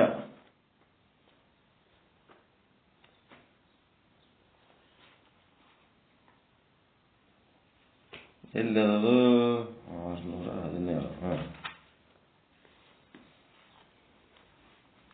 ನಂಬಿದ ಹೆಂಡತಿಗೆ ಎಷ್ಟು ಮಂದಿ ಗಂಡ್ರು ಇರ್ತಾರ್ರಿ? ನಂಬಿದ ಹೆಂಡತಿಗೆ ಗಂಡನ ಒಬ್ಬನೇ ಕಾಣಿರೋ. ನಂಬಬಲ್ಲ ಭಕ್ತಂಗೆ ಅವನಿಗೊಂದು ನಿಜವಾದ ಜ್ಞಾನ ಆಗಿ ಅವನಿಗೊಂದು ನಂಬಿಕೆ ಉಂಟಾಗಿತ್ತು ಅಂದ್ರೆ ನಂಬಬಲ್ಲ ಭಕ್ತಂಗೆ ಎಸ್ ದೇವ್ರ? ಒಬ್ಬ ದೇವನೊಬ್ಬನೇ ಕಾಣಿರೋ. ಬೇಡ ಬೇಡ ಅನ್ಯ ದೈವದ ಸಂಘ ಹೊಲ್ಲ. ಬೇರೆ ಬೇರೆ ದೇವರುಗಳ 108 ಮಾಡ್ಕೋತ ಅಡ್ಡಾಡ್ಬೇಡ್ರಿ. ನಿಮ್ಮ ದೇವರು ನೀವು ಮಾಡ್ಕೋತೀರ್ರಿ. ಯಾವ ದೇವ್ರಲಿಂತ ನಿಮ್ಗೆ ಉಪಯೋಗ ಆಗ್ಯದ? ನಿಮ್ಮ ಆತ್ಮ ದೈವದಲ್ಲಿಂತ ಎಲ್ಲ ಕೆಲಸ ಆಗ್ಯದ. ಈಗ ನಾ ಮಾತಾಡ್ಲಕತ್ತೀನಿ, ತಿರುಪತಿ ವೆಂಕಟರಮಣನಿಂತ ನಾ ಮಾತಾಡ್ಲಕತ್ತೇನೆ, ನನ್ನ ಒಳಗಿನ ಆತ್ಮ ದೈವದಲ್ಲಿಂತ ಮಾತಾಡ್ಲಕತ್ತೀನಿ. ನಾನು ಯಾವ ದೇವ್ರಲಿಂತ ಮಾತಾಡ್ಲಕತ್ತೀನಿ? ನಾನು ಏನ್ ಗೋಕರ್ಣ ಮಹಾಬಳೇಶ್ವರನಿಂತ ಮಾತಾಡ್ಲಕತ್ತೀನಿ? ನಾನು ಚೈತನ್ಯದ ಪರಿಚಯ ಮಾಡ್ಕೊಂಡ್ಮೇಲೆ 12 ಜ್ಯೋತಿರ್ಲಿಂಗ, ಅವೇನ್ ತ್ರಿಮೂರ್ತಿಗಳು, 33 ಕೋಟಿ ದೇವತೆಗಳು, ಮತ್ತಿನ್ನೇನೇನೋ ಅದಾವಲ್ಲ, ಅವೆಲ್ಲ ಏನದಾವ? ಆತ್ಮಜ್ಞಾನ ಇಲ್ಲದವ್ರು ಮಾಡೋ ತಿಳಿಗೇಡಿಗಳ ಕೆಲಸ. ತಿಳುವಳಿಕೆ ಇದ್ದವರಿಗೆ ಅವು ಯಾವ ಬೇಕಾಗಿಲ್ಲ. ಆತ್ಮದಿಂದಲೇ ನಮ್ದೆಲ್ಲ ನಡೆದ ಆತ್ಮದೈವದ ಆರಾಧನೆ. ಅದಕ್ಕೆ ನಂಬಿದ ಹೆಂಡತಿಗೆ ಗಂಡನೊಬ್ಬನೇ ಕಾಣಿರೋ. ನಂಬಬಲ್ಲ ಭಕ್ತಂಗೆ ದೇವನೊಬ್ಬನೇ ಕಾಣಿರೋ. ಬೇಡ ಬೇಡ ಅನ್ಯ ದೈವದ ಸಂಘವಲ್ಲ. ಬೇಡ ಬೇಡ ಪರದೈವದ ಸಂಘವಲ್ಲ. ಬೇರೆ ದೇವರು, ಆ ದೇವರು, ಈ ದೇವರು, ಆ ಗುರು, ಈ ಗುರು ಅಂತ 18 ತಿರ್ಗ್ಲಕ್ಕೆ ಹೋಗ್ಬೇಡ್ರಿ. ನಿಮ್ಮ ಒಳಗಿರುವ ಆತ್ಮನೇ ಅರಿವು, ಅದೇ ನಿಮ್ಮ ಗುರು, ಅದೇ ನಿಮ್ಮದೆಲ್ಲ. ಅದರಿಂದ ಎಲ್ಲ ನಡೆದ ನಿಮ್ದು. ನಿಮಗೆ ಮನೆಯಾಗ ಯಾಕೆ ಇಟ್ಕೊಂಡಾರ ಅಂದ್ರೆ ನಿಮ್ಮ ಒಳಗದ ಆತ್ಮ ಆದಂತ ಇಟ್ಕೊಂಡಾರ. ಆತ್ಮ ಕೈ ಬಿಡ್ತಂತಂದ್ರೆ ನೋಡ್ತದ. ಅದು ಒಂದು 50 ವರ್ಷ 60 ವರ್ಷ 70 ವರ್ಷ ನೋಡ್ತದ. ಏನಾರ ನನ್ನ ದಾರಿಗೆ ಬರ್ತಾನೇನಂತ. ಬರ್ಲಿಲ್ಲ ಅಂತಂದ್ರೆ ಆಯ್ತು, ಬಿಟ್ಟು ಹೋಗ್ಬಿಡ್ತದ. ಅವಾಗ ಏನ್ ಮಾಡ್ತಾರೆ? ಒಂದ್ 2-3 ತಾಸು ಪ್ರೋಗ್ರಾಮ್ ಮಾಡಿ ಎತ್ತಿ ಕಳಿಸ್ತಾರ ಅಷ್ಟೇ. ನಮ್ದೇನ್ ನಡೆದದ ಆತ್ಮ ದೈವದಲ್ಲಿಂತಲೇ ಎಲ್ಲ ನಡೆದದ. ನೀವು ತಿರುಪತಿ ಬೆಟ್ಟನೇ ಬರಿಗಾಲಿನಿಂದ ಹೋಗಿ ಪಾದಯಾತ್ರೆ ಮಾಡಿ ಬೆಟ್ಟ ನಡೆದಿರಿ ಅಂತಂದ್ರೆ ಆ ನಡಿಬೇಕಾದ್ರೆ ನಿಮ್ಮೊಳಗೆ ಆತ್ಮ ಇದ್ರೆ ನಡೆದಿರ, ಏನ್ ವೆಂಕಟರಮಣನ್ ನಿಂತ ನಡೆದಿರ? ನೀವು ಯಾವ ಸಪೋರ್ಟ್ ನಿಮಗ? ಯಾರ? ಆತ್ಮ ಆದಂತ ನೀವು ಅದಿರಂತ ಎಲ್ಲ ನಡೆದು. ನಾನಿಲ್ಲದ ವಿಶ್ವ ಏನಾದರೇನು? ಕುವೆಂಪು ಅಂತಾರ, ನಾನು ಅದಿನಿ ಅಂತೇಳಿ ಇದು ವಿಶ್ವದೊಳಗೆ ನಂದೆಲ್ಲ ಲೀಲೆ ನೋಡೋದು. ನಾನೇ ಇಲ್ಲ ಅಂತಂದ್ರೆ ಈ ವಿಶ್ವ ತಗೊಂಡು ಏನ್ ಮಾಡ್ರಿ ನಾನು? ಬೇಡ ಬೇಡ ಅನ್ಯ ದೈವದ ಸಂಘ, ಬೇಡ ಬೇಡ ಪರದೈವದ ಸಂಘವಲ್ಲ. ಬೇಡ ಬೇಡ ಅನ್ಯ ದೈವ ಎಂಬುದು ಹಾದರ ಕಾಣಿರೋ. ಇಷ್ಟು ಸ್ವಚ್ಛ ಭಾಷೆ ಒಳಗೆ ಹೇಳ್ತಾರ. ಕೂಡಲ ಸಂಗಮ ದೇವ ಕಂಡಡೆ ಮೂಗ ಕೊಯ್ವ, ಕೆಡಹಿ ಮೂಗ ಕೊಯ್ವ. ಮತ್ತ ಕೂಡಲ ಸಂಗಮನ ಅತ್ತನ ಹೆಂಡತಿ ಆಗಿ ಮತ್ತೆ ಬೇರೆ ಯಾವ್ದಾರ ದೇವ್ರ ಬೆನ್ನ ಹತ್ತಿ ಹೋದ್ರ ಅವ ಗಂಡ ಸುಮ್ ಕುಂದಿರ್ತಾನೇನು? ನೆಲಕ್ಕೆ ಹಾಕಿ ಮೂಗು ಕೊಯ್ದು ಬಿಡ್ತಾನ. ನಾನು ಹೇಳ್ತಿದ್ದೀನಿ, ನೀನು ಹಿಂಗ್ಯಾಕೆ ಮಾಡ್ಲಕತ್ತಿದ್ದೆ ಆಯಾ ದೇವ್ರಿಗೆ? ಅದಕ್ಕೆ ಸರಳ ಭಾಷೆಯಲ್ಲಿ ತಂದೆ ನೀನು, ತಾಯಿ ನೀನು, ಬಂಧು ನೀನು, ಬಳಗ ನೀನು, ನನಗೆ ನೀನಲ್ಲದೆ ಮತ್ತಾರು ಇಲ್ಲವಯ್ಯ, ಕೂಡಲ ಸಂಗಮ ದೇವ, ಹಾಲಲ್ಲದ್ದು ನೀರಲ್ಲದ್ದು ನಿಮ್ಮ ಧರ್ಮವಯ್ಯ. ನಿಮ್ಮ ಆತ್ಮದೈವಕ್ಕೆ ನೀವು ಹೇಳ್ಬೇಕು. ಕೂಟಸ್ಥ, ಸಾಕ್ಷಿ, ಆತ್ಮ, ಸಚ್ಚಿದಾನಂದ, ಏನೇನು ಶಬ್ದಗಳು ಬಳಸ್ತಿರಲ್ಲ ಅದೇ. ನೀ ನಡೆಸಿದಂತೆ ನಡೆವೆನಯ್ಯ, ನೀ ನುಡಿಸಿದಂತೆ ನುಡಿವೆನಯ್ಯ, ನೀ ನಿರಿಸಿದಂತೆ ಇರ್ಪೆನಯ್ಯ, ಎನ್ನೊಳಗೇನು ಸ್ವತಂತ್ರತೆ ಉಂಟಯ್ಯ, ಕೂಡಲ ಸಂಗಮ ದೇವ. ಮತ್ತ ನೀವೇನು ಮನಿಗಿನಿ ಕಟ್ಟಿರಿ, ನೀವು ಹೊಲಗಿಲ್ಲ ತಗೊಂಡಿರಿ, ರೊಕ್ಕ ಗಳಿಸಿರಿ, ಬಂಗಾರ ಬೆಳ್ಳಿ ಗಳಿಸಿರಿ, ಮತ್ತೇನೇನೋ ಮಾಡಿರಲ್ಲಪ್ಪ, ನಿಮ್ಮೊಳಗ ಅದು ಆತ್ಮ ಇದ್ದದಕ್ಕೆ ಮಾಡಿರ ಏನು ಇಲ್ಲದಕ್ಕೆ ಮಾಡಿರ?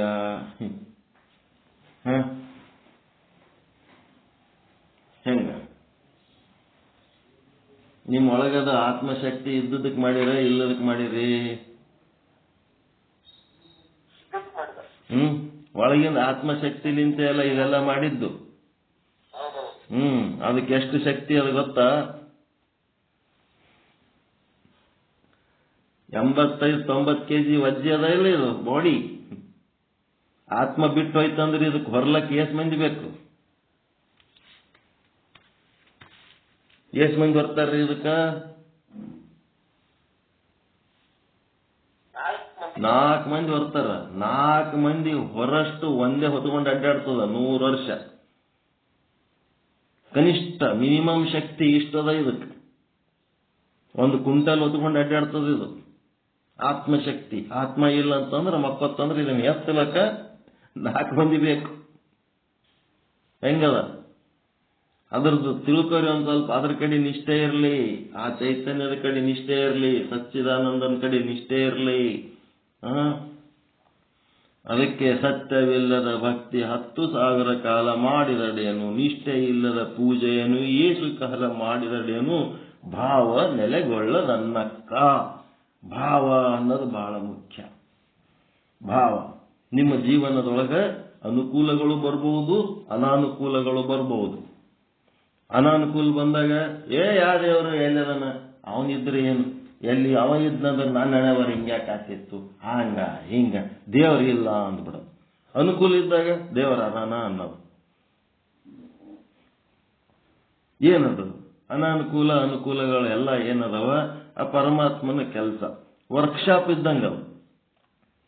ಈ ವರ್ಕ್ಶಾಪ್ನಾಗ ನೀವು ಕಬ್ಬಣ ಕಟ್ಟಿಗೆ ಅವೆಲ್ಲ ತಗೊಂಡು ಆದ್ಮೇಲೆ ಅವ್ರು ಏನ್ ಮಾಡ್ತಾರ? ಕೊಯ್ತಾರ, ಸುಡ್ತಾರ, ಮುರಿತಾರ, ಮಳಿ ಹೊಡಿತಾರ, ಕರಗಿಸ್ತಾರ, ಏನೆಲ್ಲ ಮಾಡ್ತಿರ್ತಾರ. ಹಂಗಿಲ್ಲಿ ಅವು ಮಾಡೋ ಟೈಮ್ನೊಳಗ ಮುಂದೆ ಎದಕ್ ಮಾಡ್ತಿರ್ತಾರ ಅವರು? ವರ್ಕ್ಶಾಪ್ನಾಗ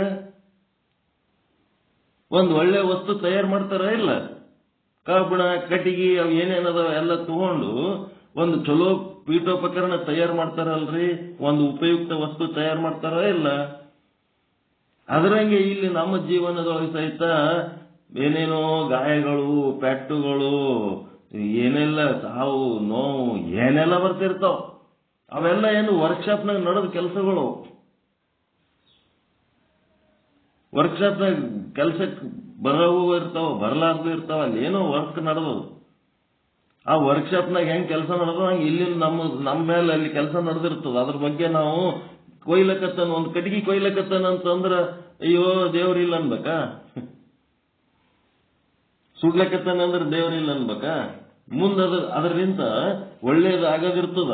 ಅದ್ರ ಸಲುವಾಗಿ ಏನ್ ಮಾಡ್ತಾನ, ಇಲ್ಲಿ ನಮಗ ನಾನಾ ರೀತಿ ಕಷ್ಟ ಕೋಟಲೆಗಳನ್ನ ಕೊಟ್ಟು ನಮ್ಮನ್ನ ಒಂದು ಸಿದ್ಧ ವಸ್ತುವನ್ನಾಗಿ ತಯಾರು ಮಾಡ್ತಿರ್ತಾನ. ಅವಾಗ ಒಳ್ಳೇದಾದ್ರೂ ಪರಮಾತ್ಮನಿಗೆ ಧನ್ಯವಾದ, ಕೆಟ್ಟದ್ದಾದ್ರೂ ಪರಮಾತ್ಮನಿಗೆ ಧನ್ಯವಾದ. ಭಾವ ಬಹಳ ಮುಖ್ಯ. ಈಗ ನಿಮಗೆಲ್ಲ ಬಹಳ ಚಲೋ ಶರಣರೇ ಶರಣರೇ ಅಂತ ಹೇಳಕ್ಕೆ ಮಾತಾಡೋಣ, ಸುಮ್ಮಿರೋದು. ನಾಳೆಗೆ ಎತ್ತಿ ಕೆತ್ತಿ ನಾಯಿಗೆ ಬೈದಂಗೆ ಬೈದ್ರ ಬಿಟ್ಟು ಹೋಗ್ಬಿಟ್ರೆ ಅದಕ್ಕೆ ಭಾವ ಅಂತಾರೆ. ಅದಕ್ಕೆ ಭಾವ ಗಟ್ಟಿಯಾಗಿರ್ಬೇಕು. ಸದ್ಭಾವ ಅಂತಂದ್ರ ಹೊಗಳಿದ್ರು ಅಷ್ಟೇ, ಬೈದ್ರು ಅಷ್ಟೇ.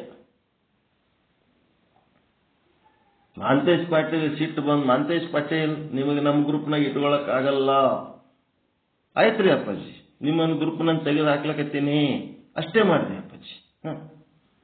ನಿಮ್ಗೆ ಹ್ಯಾಂಗ ತಿಳಿತದ ಹಂಗೆ ಮಾಡ್ರಿ ಅಪ್ಪಾಜಿ. ನೋಡ್ರಿ, ಇವನಿಗೇನು ಮಾಡ್ಬೇಕು? ಹಿಂಗೆ ಮಾಡಿರಿ ಆಯ್ತಪ್ಪಾಜಿ, ಏನ್ ಮಾಡ್ತೀನಿ? ನೀ ಏನ್ ಮಾಡಾಯ್ತು? ನಾ ಗೊಂಜೋಳ ಲಾರಿ ಮೇಲೆ ಏರಿಸ್ಲಕತ್ತೀನಿ. ಆಯ್ತು, ಡಿಲೀಟ್ ಮಾಡ್ತೀನಿ ನಾನು. ಆಯ್ತು ರೀ, ಮಾಡಿ ಮರುದಿನ ಮುಂಜಾನೆ ಮತ್ತೆ ಪ್ರೆಸೆಂಟ್. ಇದಕ್ಕಂತಾರ ಭಾವ. ಏನೆಲ್ಲ ವರ್ಕ್ಶಾಪ್ನ ಕೆಲಸ ಆತಿರ್ತಾವ, ಕಿತ್ತು ಹೊರಗಿನೂ ಇಡ್ತಿರ್ತೀವಿ, ಮತ್ತೆ ಒಳಗೆ ತಗೋತಿರ್ತೀವಿ. ಹಂಗ ಏನದಪ್ಪ ಅಂತಂದ್ರೆ ಹೆಂಗಂತೀರಿ ಹಂಗ ಸರೆಂಡರ್ ಆಗಿರ್ಬೇಕು. ನಮ್ಮ ಜೀವನ ನಮ್ಲಿಂತೆ ನಡೆದ ನಾವು ತಿಳ್ಕೊಂಡಿವಿ. ನಾವು ಕೈ ಬಿಟ್ರೆ ಈ ಸಂಸಾರ ಹಾಳಾಗಿ ಹೋಗ್ತದ ಅಂತೇಳಿ ತಲೆಯಾಗ ಭಾಳ ಇಟ್ಕೊಂಡಿವಿ. ಏನಿಲ್ಲ, ಮನೆಯವ್ರಿಗೆ ಒಂದು ಸ್ವಲ್ಪ ಇಂಡೈರೆಕ್ಟ್ ಆಗಿ ನೋಡ್ರಿ. ಅವ್ರೇನಂತಿರ್ತಾರ, ನೀವೇ ಅಡ್ಗಂಟಾಗಿರಿ, ನೀವು ಹೋಗರೆ ಹೋರಿ, ನೀವು ಆದ್ಮೇಲೆ ಇನ್ನ ಬೊಂಬಟ್ಟಾಗಿರ್ತೀವಿ ಅಂತಿರ್ತಾರ ಮನ್ಯಾಗ. ನೀವೇನ್ ತಿಳ್ಕೊಂಡಿರಿ? ನಮ್ಲಿಂತ ಇದು ಭಾಳ ಸುರಕ್ಷಿತ ಅದ, ನಾವು ಹೋದೇವ ಅಂದ್ರೆ ಇದು ಹಾಳಾಗ್ತದ ನೀವು ತಿಳ್ಕೊಂಡ್ರಿ. ಹಂಗೇನಿಲ್ಲ. ಎಲ್ಲರ ಜೀವನಕ್ಕೆ ಆಸರ ಈಶ್ವರ ಪರಮಾತ್ಮ. ಅವನು ಏನ್ ಮಾಡ್ಬೇಕು, ಹೆಂಗ್ ನಡೆಸ್ಬೇಕು ಅವನು ನಡೆಸ್ತಾನ. ನಮ್ದೆಲ್ಲ ಏನಂದ್ರ ಅವು ಗಾಡಿ ಮೇಲೆ 3 ವರ್ಷದ ಕೂಸುಗಳು ಕುಂದಿರ್ಸಿರ್ತಾರಲ್ಲ ಪೆಟ್ರೋಲ್ ಟ್ಯಾಂಕಿನ ಮೇಲೆ, ಅದು 3 ವರ್ಷದ ಕೂಸು ಕುಂತು ಗಾಡಿ ಹ್ಯಾಂಡಲ್ ಹಿಡ್ಕೊಂಡು ಕೂತಿರ್ತದ.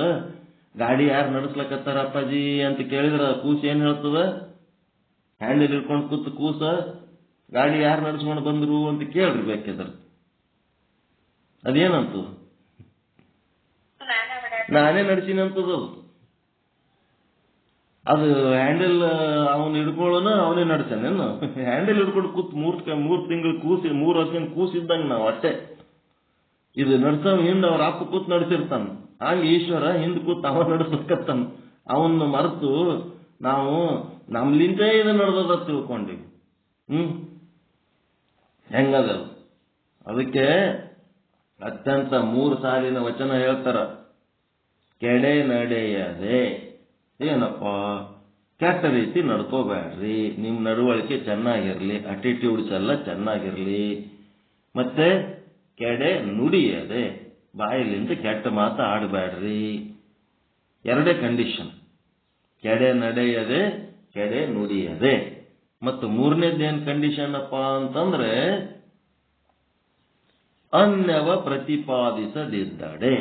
ಅನ್ಯವ ಅಂದ್ರೆ ಈ ಆತ್ಮ ಚೈತನ್ಯವೊಂದು ಹೊರತುಪಡಿಸಿ ಬೇರೆ ಯಾವುದನ್ನ ನಾವು ಪೂಜೆ ಮಾಡಂಗಿಲ್ಲ, ಬೇರೆ ಯಾವುದನ್ನ ನಾವು ದೇವರನ್ನಂಗಿಲ್ಲ. ಆತ್ಮದೈವನೇ ದೈವ. ಅದೇ ಬ್ರಹ್ಮಾಂಡ ತುಂಬದ, ಅದೇ ಪಿಂಡಾಂಡದ ತುಂಬದ, ಅದೇ ಚೈತನ್ಯ ಎಲ್ಲ ಜೀವನಗಳೊಳಗೂ ಅದೇ ತುಂಬ್ಯದ. ಆ ಚೈತನ್ಯದ್ದೇ ಎಲ್ಲ ಲೀಲೆ ನಡೆದದ ಅಂತೇಳಿ ವಿರಾಟ ದರ್ಶನವನ್ನ ಮಾಡಿಕೊಂಡು ಆತ್ಮ ಚೈತನ್ಯನೇ ಅತ್ಯಂತ ಪ್ರಮುಖ ದೇವರು ಅಂತ ತಿಳ್ಕೊಂಡು ಅನ್ಯ ಯಾವ ದೇವರುಗಳು ಏನದವ ಈ ಚೈತನ್ಯ ತಿಳಿಲಾರ್ದಕ್ಕೆ 108 ದೇವರುಗಳಾಗ್ಯಾವ. ಈ ಚೈತನ್ಯ ತಿಳ್ಕೊಂಡ್ರೆ ಒಂದೇ ದೇವರು. ಜ್ಞಾನಿಗೆ ಒಂದೇ ದೇವರು, ಅಜ್ಞಾನಿಗೆ 33 ಕೋಟಿ ದೇವತೆಗಳು. 33 ಅವ 66 ಅವ, ಯಾರಿಗ ಗೊತ್ತು? ಎಷ್ಟು ಬೇಕಾದಷ್ಟು ಅದಾವ, ಕೋಟಿ ದೇವತೆಗಳು. ಅದಕ್ಕೆ ಅನ್ಯವ ಪ್ರತಿಪಾದಿಸದಿದ್ದಡೆ. ಏನು ಕೊಡನಯ್ಯ ನಮ್ಮ ಲಿಂಗಯ್ಯ, ಏನು ಮಾಡನಯ್ಯ ಕೂಡಲ ಸಂಗಯ್ಯ ಅಂತ. ನಮ್ಮ ಜೀವನ ಏನ್ ಬೆಕ್ಕದಾಗ್ತದ, ಸ್ವರ್ಗ ಆಗ್ತದ. ಯಾವುದು? ಈ 3 ಇರ್ಬೇಕು. ಏನು ಕೊಡನಯ್ಯ ನಮ್ಮ ಲಿಂಗಯ್ಯ, ಏನು ಮಾಡನಯ್ಯ ಕೂಡಲ ಸಂಗಯ್ಯ ಅಂತ. ಏನು ಆತ್ಮವಿಶ್ವಾಸದ ವಿಷಯ. 3 ಕಂಡೀಷನ್ ಯಾವ್ಯಾವು? ಕೆಡೆ ನಡೆಯದೆ, ಕೆಡೆ ನುಡಿಯದೆ, ಅನ್ಯವ ಪ್ರತಿಪಾದಿಸದಿದ್ದಡೆ. ಅನ್ಯ ಅಂದ್ರೆ ಆತ್ಮದೈವ ಬಿಟ್ಟು ಮತ್ ಬೇರೆ ದೇವರಂತ ನಾವು ಅನ್ನಂಗಿಲ್ಲ, ಬೇರೆ ಯಾವುದಕ್ಕೂ ದೇವರನ್ನಂಗಿಲ್ಲ. ಆತ್ಮಕ್ಕೊಂದೇ ನಾವು ದೇವರಂತೆ. ಈ ರೀತಿ ನಾವು ಮೂರೇ ಪಾಲಿಸ್ಕೊಂಡು ಹೋಗ್ಬಿಟ್ರ ಈ ಸಂಸಾರ ಬಂಗಾರ ಅಥವಾ ಬಾಳ ಬಂಗಾರ. ಅದೇ ಹೇಳ್ತಾನಲ್ಲ, ಎಂಥದು? ಬೆಚ್ಚನ ಮನೆ ಇರಲು ವೆಚ್ಚಕ್ಕೆ ಹೊನ್ನಿರಲು, ಇಚ್ಛೆಯನ್ನರಿತು ನಡೆಯುವ ಸತಿ ಇರಲು. ಹಿಂಗೆಲ್ಲ ಇರ್ಬೇಕಾದ್ರೆ ಅವೆಲ್ಲ ಇರ್ಬೇಕು. ಇದ್ರೆ ಇವೆಲ್ಲ ಇರ್ತಾವ. ಕೆಡೆ ನಡೆಯದೆ, ಕೆಡೆ ನುಡಿಯದೆ, ಅನ್ಯವ ಪ್ರತಿಪಾದಿಸದಿದ್ದಡೆ. ಅಂತಿದ್ದಲ್ಲಿ ಎಲ್ಲಿ ಇದು ಇರ್ತದ ಅಲ್ಲಿ ಅದು ಇರ್ತದೆ. ವೆಚ್ಚಕ್ಕೆ ಹೊನ್ನು ಬೆಚ್ಚನ ಮನೆ, ಇಚ್ಛೆಯನ್ನರಿತು ನಡೆಯುವ ಸತಿ ಸುತ ಎಲ್ಲ ಇರ್ತಾರಲ್ಲಿ. ಈ ತರ ಇದ್ದವ್ರಿಗೆ ಅಂತದೊಂದು ಸ್ವರ್ಗ. ಅದಕ್ಕೆ ಸ್ವರ್ಗಕ್ಕೆ ಕಿಚ್ಚು ಹಚ್ಚಂದ ಅಂತಂದ. ಸ್ವರ್ಗ ತಗೊಂಡು ನಮ್ಗೇನ್ ಮಾಡೋದ, ನಾವ್ ಇದ್ದಲ್ಲೇ ಸ್ವರ್ಗ ಅಂತ. ಈ ರೀತಿ ಏನ್ ಹೇಳ್ತಾನ, ನಿಜವಿಲ್ಲದ ಪ್ರಸಾದವನ್ನೇಸು ಕಾಲ ಕೊಂಡಡೇನು. ನಿಜವಿಲ್ಲದ ಪ್ರಸಾದ, ತೀರ್ಥ ಪ್ರಸಾದ ಏನ್ ತಗೊಂಡ್ರು ಪ್ರಸನ್ನತೆನೇ ಇಲ್ಲಲ್ಲ ಜನ್ಮಕ್ಕ. ಒಳಗೆ ಶಾಂತಿ ಇಲ್ಲ, ನೆಮ್ಮದಿ ಇಲ್ಲ, ಬರೇ ಭಯ ದುಃಖ ಚಿಂತೆ ಇಟ್ಕೊಂಡು ಏನ್ ಪ್ರಸಾದ ತಗೋತೀರಿ, ಏನ್ ಪೂಜೆ ಮಾಡ್ತೀರಿ? ಅಭ್ಯಾಸವಾಯಿತಲ್ಲದೆ ಸಹಜವಲ್ಲ, ಸಮ್ಮತವಲ್ಲ.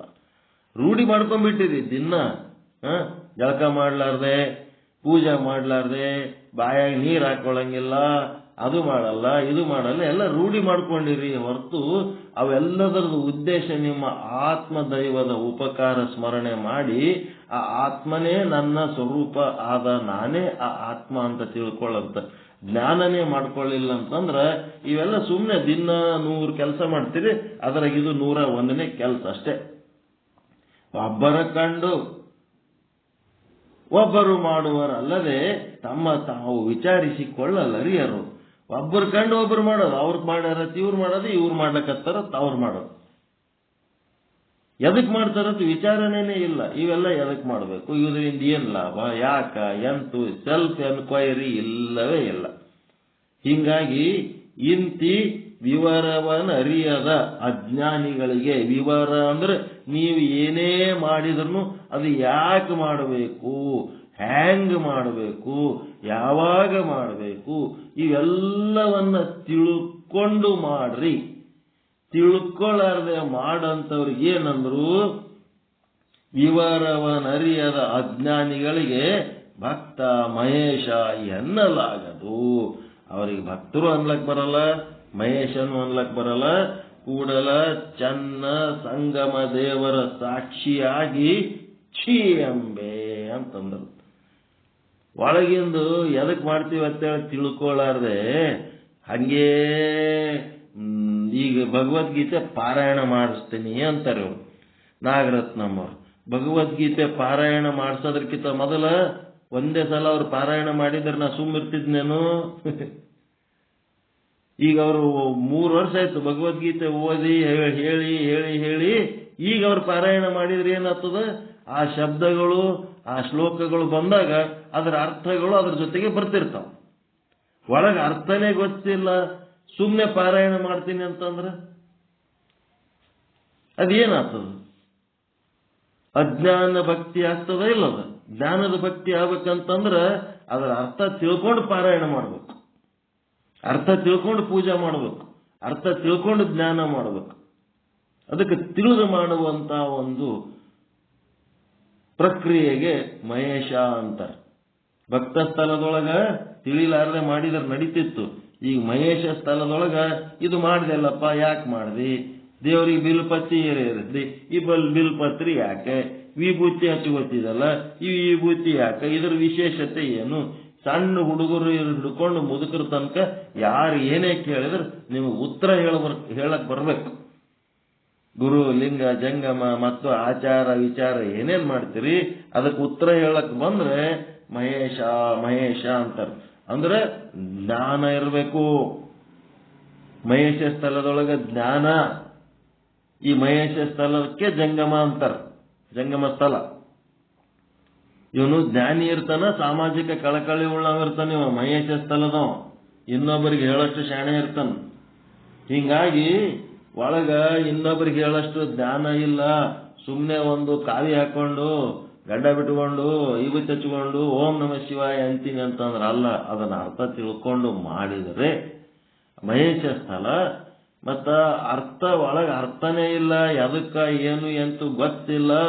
ಭಾರಿ ದೊಡ್ಡ ಭಕ್ತರಂಗ ಜಂಗಮರಂಗ ವೇಷ ಹಾಕೊಂಡು ಶೋ ಮಾಡಿದ್ರೆ ಕೂಡಲ ಸಂಗಮ ದೇವರ ಸಾಕ್ಷಿಯಾಗಿ ಛೀ ಅಂಬೆ ಅಂತ ಅಂದ್ರು. ಥೋ ಅಂತ ಅಂದ್ರ ಪುಷ್ಪ ಆದ ಒಂದು ಹೂವ ಆದಂತಂದ್ರೆ ಅದು ತಗೊಂಡು ಮೂಗಿನ ಬೆಲ್ ಒಯ್ತಿರಿಲ್ಲಪ್ಪ. ಒಂದು ಹೂವು ಸಿಕ್ಕಂದ್ರೆ ಹೂವು ಮೂಗಿನ ಹತ್ರ ತಗೊಂಡು ಹೋಗ್ತೀರಾ ಇಲ್ಲ, ಅದರ ಸುವಾಸನೆ ಸವಿಯುವುದಕ್ಕ ಏನ್ ಸುಮ್ ದೂರ ಇಡ್ತೀರ? ಹಂಗೆ ವಾಸನೆ ನೋಡ್ತಿರಲ್ಲ, ಅದು ವಾಸನೆನೇ ಇರ್ಲಿಲ್ಲ ಅಂತಂದ್ರೆ ಏನ್ ಮಾಡ್ತೀರಿ? ನಿರ್ಗಂಧ ಪುಷ್ಪ ಪ್ಲಾಸ್ಟಿಕ್ ಹೂವು ಅದಕ್ಕಿಂತ ಚಂದ ಇರ್ತದೆ. ಪ್ಲಾಸ್ಟಿಕ್ ಹೂವು ಒರಿಜಿನಲ್ ಹೂವಿನಕಿಂತ ಚಂದ ಇರ್ತದ. ಏನ್ ಮಾಡ್ಬೇಕು? ಅದ್ರ ಜೊತೆಗೆ ಒಂದು ಹುಳ ಸಹಿತ ಬರಂಗಿಲ್ಲ, ಒಂದು ಮಕರಂದ ಇಲ್ಲ, ಅದ್ರೊಳಗ ಸುಗಂಧ ಇಲ್ಲ, ಅಂತ ಹೂವು ತಗೊಂಡು ಏನ್ ಮಾಡ್ಬೇಕು? ಅದಕ್ಕ ಸುಗಂಧ ಪರಿಮಳ ಭರಿತವಾದ ಪುಷ್ಪ ಹೆಂಗಿರ್ತದ ಹಂಗ ಈ ಶಿವಯೋಗ ಸಾಧಕ ಏನಿರ್ಬೇಕು? ಒಳಗ ಭಕ್ತಿನೂ ಇರಬೇಕು, ಮತ್ತೆ ಜ್ಞಾನನೂ ಇರಬೇಕು. ಭಕ್ತ ಸ್ಥಳದೊಳಗ ಭಕ್ತಿ, ಮಹೇಶ ಸ್ಥಳದೊಳಗ ಜ್ಞಾನ, ಪ್ಲಸ್ ಏನಿರ್ಬೇಕು? ನಿಷ್ಠೆ ಇರಬೇಕು. ನಿಷ್ಠೆ ಅಂದ್ರೆ ನನಗೇನ್ ಬೇಕೋ ಅದು ಸಿಕ್ಕದ, ಅದೇ ಸಾಕು, ಅದೇ ಬೇಕು, ಇನ್ನು ಹೆಚ್ಚಿಂದ ನಮ್ಗೇನು ಬೇಕಾಗಿಲ್ಲ ಅಂತೇಳಿ ಅದ್ರ ಜೊತೆಗೆ ನಾವು ಸಾಧನೆ ಮಾಡ್ಕೋಬೇಕು. ಮತ್ತೇನು ಚಲೋ ತಿಳಿತಾ?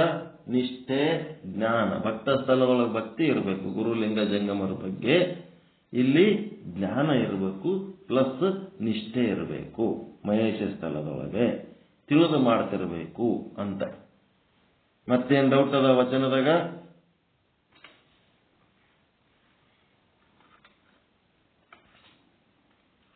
ಏನಾದ್ರು ಡೌಟ್ ಆದ ಅಂದ್ರೆ ಗಪ್ ಕೂತ್ರ ನಾ ಏನ್ ಮಾಡಿ? ಏನಿಲ್ಲ.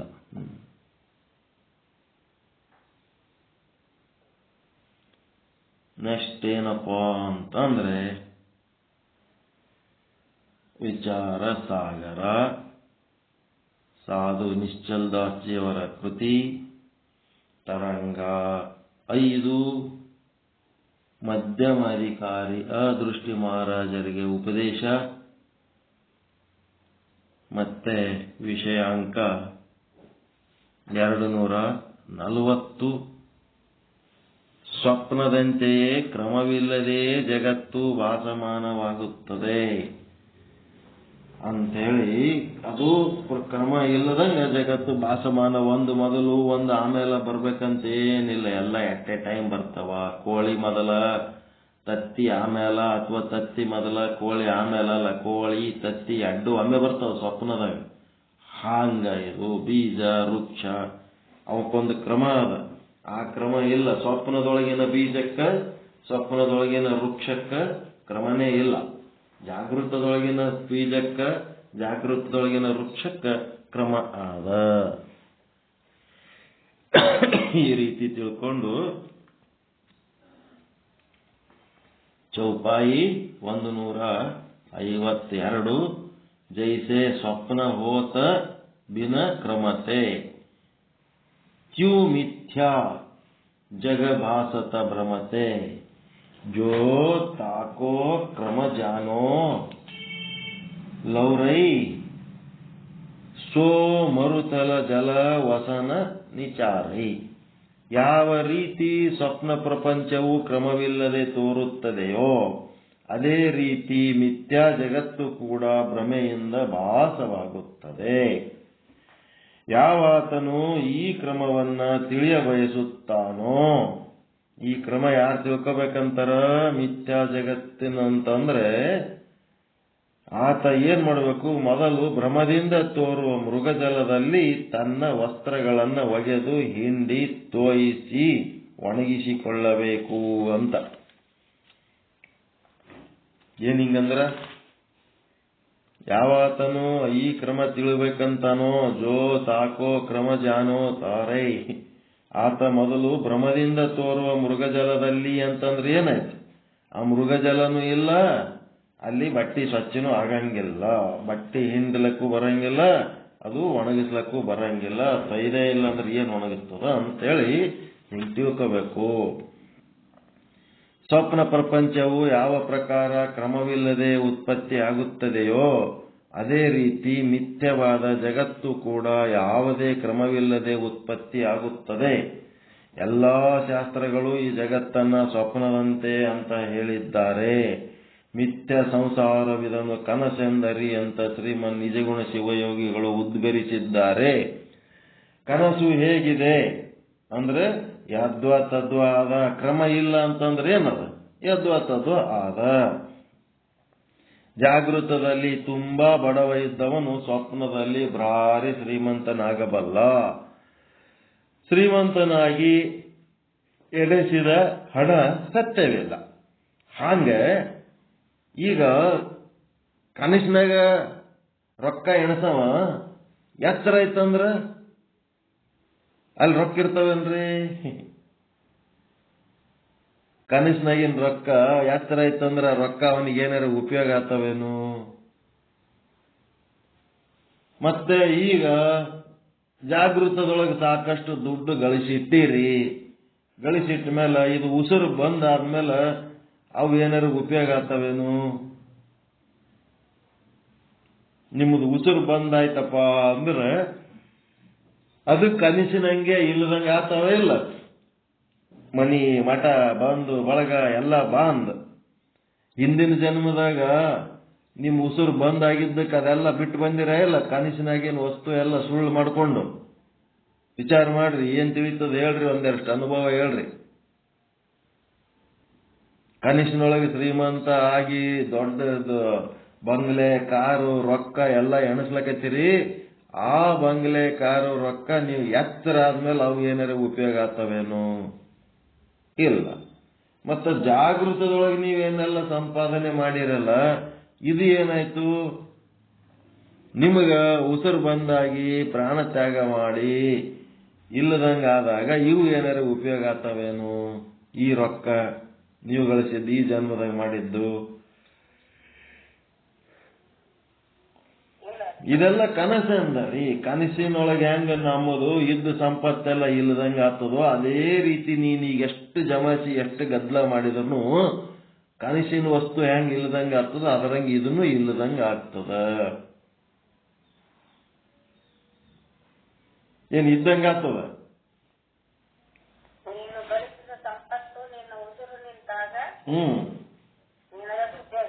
ಉಪಯೋಗ ಇಲ್ಲ. ಕನಸಿನೊಳಗಿನ ಸಂಪತ್ತು ಎಚ್ಚರದಾಗ ಹೆಂಗ ಉಪಯೋಗ ಇಲ್ಲ, ಹಂಗೆ ಬದುಕಿದಾಗಿನ ಸಂಪತ್ತು ಸತ್ತರ ಉಪಯೋಗ ಇಲ್ಲ. ಎಷ್ಟರ ಜಮಾಯಿಸಿದ್ರು ಸತ್ತಾದ್ರೆ ಅದು ಮುಗಿದ ಕಲಾಸ್. ವಿಚಾರ ಮಾಡ್ರಿ. ಅದು ಏನ್ ಅನ್ಬೇಕಂತೀರಿ, ಏನ್ ತಿಳ್ಕೊಬೇಕಂತೀರಿ, ಇದು ವಿಚಾರ ಮಾಡಿ ನಿರ್ಣಯಕ್ಕೆ ಬರಬೇಕು. ಕ್ರಮವಿಲ್ಲದ ಸ್ವಪ್ನದಂತೆ ಕ್ರಮವಿಲ್ಲದ ಜಗತ್ತು ಸಂಸಾರ ಅಂತ ತಿಳಿ. ಕನಸು ಹೇಗಿದೆ? ಯದ್ವಾ ತದ್ವಾ ಇದೆ. ಜಾಗೃತದಲ್ಲಿ ತುಂಬಾ ಬಡವ ಇದ್ದವ ಸ್ವಪ್ನದಲ್ಲಿ ಭಾರಿ ಶ್ರೀಮಂತನಾಗಬಲ್ಲ. ಶ್ರೀಮಂತನಾಗಿ ಎಣಿಸಿದ ಹಣ ಸತ್ಯವಿಲ್ಲ, ಮಿಥ್ಯವಾಗಿದೆ. ಕನಸಿನಾಗ ಇದ್ದವಂದು ಹೆಂಗ ಸಂಪತ್ತು ಎತ್ತರಾದ ಕೂಡ್ಲೆ ಕಳ್ಕೊತಾನೋ ಹಂಗ ಈಗ ಜಾಗೃತದಾಗ ಬಡದಾಡಿ ಜಮಾಯಿಸಿದಲ್ಲ, ನೀ ಸತ್ಯ ಅಂದ್ರೆ ಕಳ್ಕೊಂಡ್ತಿ ಅಂತ ಸ್ವಚ್ಛ ಭಾಷೆದಾಗ ತಿಳ್ಕೊಬೇಕು.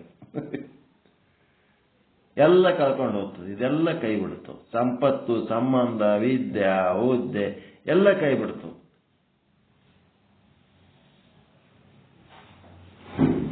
ವಿಚಾರ ಮಾಡಿ ಅನುಭವ ಹೇಳ್ರಿ. ಒಂದು ನಿಮಿಷ ಏನ್ ನಿರ್ಣಯ ಮಾಡ್ತೀರಿ? ಅನುಭವಿಸಿರುವಂತ ಸತ್ಯ.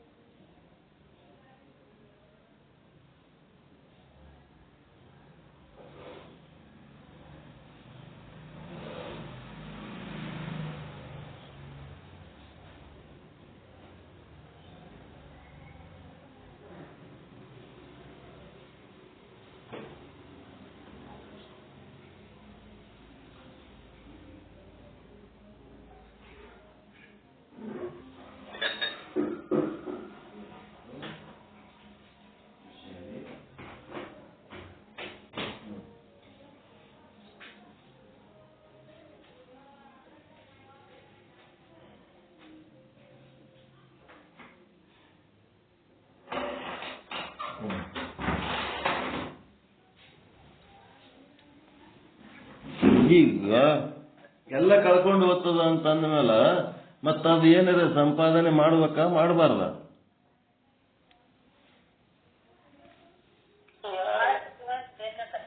ಬೇಕಾಗ್ತದ ಅಂತಂದ್ರೆ ಹೆಂಗಂದ್ರೆ ಈ ಒಂದು ಶರೀರದ ಯಾತ್ರಾರ್ಥ ಅಂದ್ರೆ ಶರೀರದ ನಿರ್ವಹಣೆಗಾಗಿ ಎಷ್ಟು ಬೇಕು ಅಷ್ಟೇ,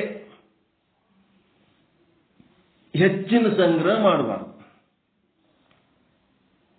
ಈ ಒಂದು ಶರೀರದ ನಿರ್ವಹಣೆಗಾಗಿ ಎಷ್ಟು ಅವಶ್ಯಕತೆ ಅದ ಅಷ್ಟು ಮಾಡುವುದಕ್ಕ ನೀವು ಪಾಪನಾದ್ರೂ ಮಾಡಿರ್ಬೋದು, ಪುಣ್ಯನಾದ್ರೂ ಮಾಡಿರ್ಬೋದು, ಶರೀರ ನಿರ್ವಹಣೆಗಾಗಿ ಮಾಡಿರ್ತೀರಲ್ಲ, ಅದು ಏನಾಗ್ತದ, ನಿಮಗೆ ಆ ಕರ್ಮದ ಲೇಪ ನಿಮಗೆ ಆಗಂಗಿಲ್ಲ. ಶರೀರ ನಿರ್ವಹಣೆಗಾಗಿ ಮಾಡಿದ ಪಾಪ ಪುಣ್ಯಗಳು ಏನದವ, ಆ ಕರ್ಮಗಳ ಲೇಪ, ಆ ಪಾಪ ಪುಣ್ಯಗಳು ನಿಮಗೆ ಬಾಧೆ ಮಾಡಂಗಿಲ್ಲ. ಶರೀರ ನಿರ್ವಹಣೆ ಮೀರಿ ಏನದಪ್ಪ ಅಂತಂದ್ರೆ ನೀವು ಅತಿಯಾದ ನಿಮ್ಮ ಮನಸ್ಸಿನ ಹೊಟ್ಟಿ ತುಂಬಿಸ್ಕೊಳಕ್ ಹೋಗ್ತಿರಲ್ಲ, ಶರೀರದ ಹೊಟ್ಟಿ ತುಂಬಲಕ್ಕೆ ಏನ್ ಬಳತ್ ಬೇಕಾಗಿಲ್ಲ, ಬಹಳ ಪದಾರ್ಥಗಳು ಬೇಕಾಗಿಲ್ಲ. ಮನಸ್ಸಿನ ಹೊಟ್ಟಿ ತುಂಬಿಸ್ಕೊಳಕ್ ಹೋಗ್ತಿರಲ್ಲ, ಅವ್ರದ್ದು ನೋಡಿ ಇವ್ರದ್ದು ನೋಡಿ ಅವರಂಗಾಗ್ಬೇಕು ಇವ್ರಂಗಾಗ್ಬೇಕಂತ ಹೇಳಿ ಅಲ್ಲಿ ನಿಮಗೆ ಸಮಸ್ಯೆ ಆಗ್ತದೆ,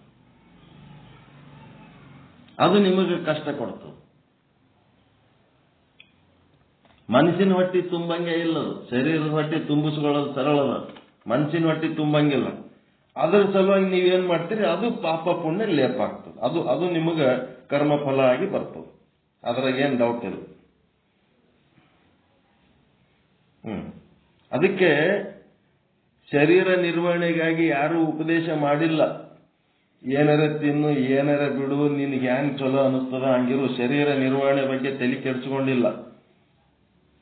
ಆದ್ರೆ ಮನಸ್ಸಿನ ನಿರ್ವಹಣೆಗೆ ಎಲ್ಲ ಒಟ್ಟು ಹೇಳಿದ್ದು ವೇದ, ಆಗಮ, ಉಪನಿಷತ್ತು, ಶಾಸ್ತ್ರ, ಪುರಾಣ, ಇತಿಹಾಸ, ಶ್ರುತಿ, ಸ್ಮೃತಿ ಏನೇನದವ ಇವೆಲ್ಲ ಶರೀರ ನಿರ್ವಹಣೆಗಾಗಿ ಹೇಳ್ಯಾರ. ಯಾರ್ರಿ?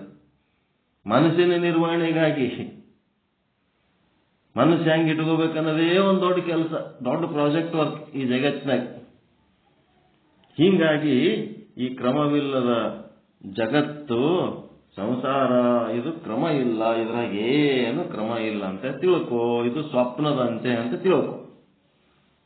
ಅದಕ್ಕೀಗ ಪರಮಾರ್ಥ ಗೀತೆ ನಿಜಗುಣ ಶಿವಯೋಗಿಗಳ ದ್ವಿತೀಯ ಗತಿ 4 ಸಾಲು, ಏನೊಂದು 175ನೇ ಪುಟ, ವೇದಾಂತ ರತ್ನಾಕರ ದ್ವಿತೀಯ ಗತಿ.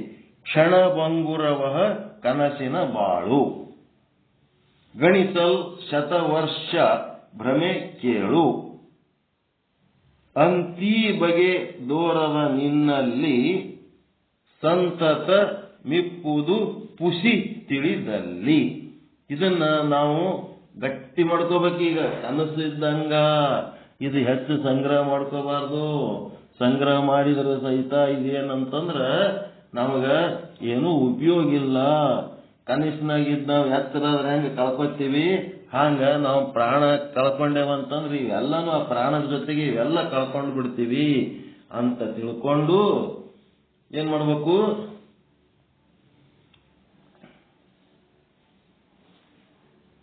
ಒಂದ್ ಕಡೆ ಈಗ ಹೆಂಗ ನಮ್ಮದು ಫೀಲಿಂಗ್ ಇರಬೇಕು ಅಂತಂದ್ರ,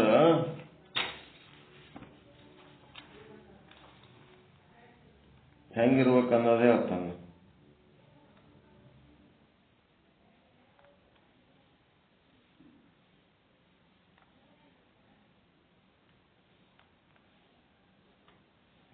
ಇವು ಒಮ್ಮಿದೊಮ್ಮೆಗೆ ಸಿಗುವ ಅಂದ್ರೆ ಎಲ್ಲಿ ಸಿಗ್ತಾವು, ಹುಡುಕಿದಾಗ ಟೈಮ್ ಬೇಕು ಅದಕ್ಕೆಲ್ಲ.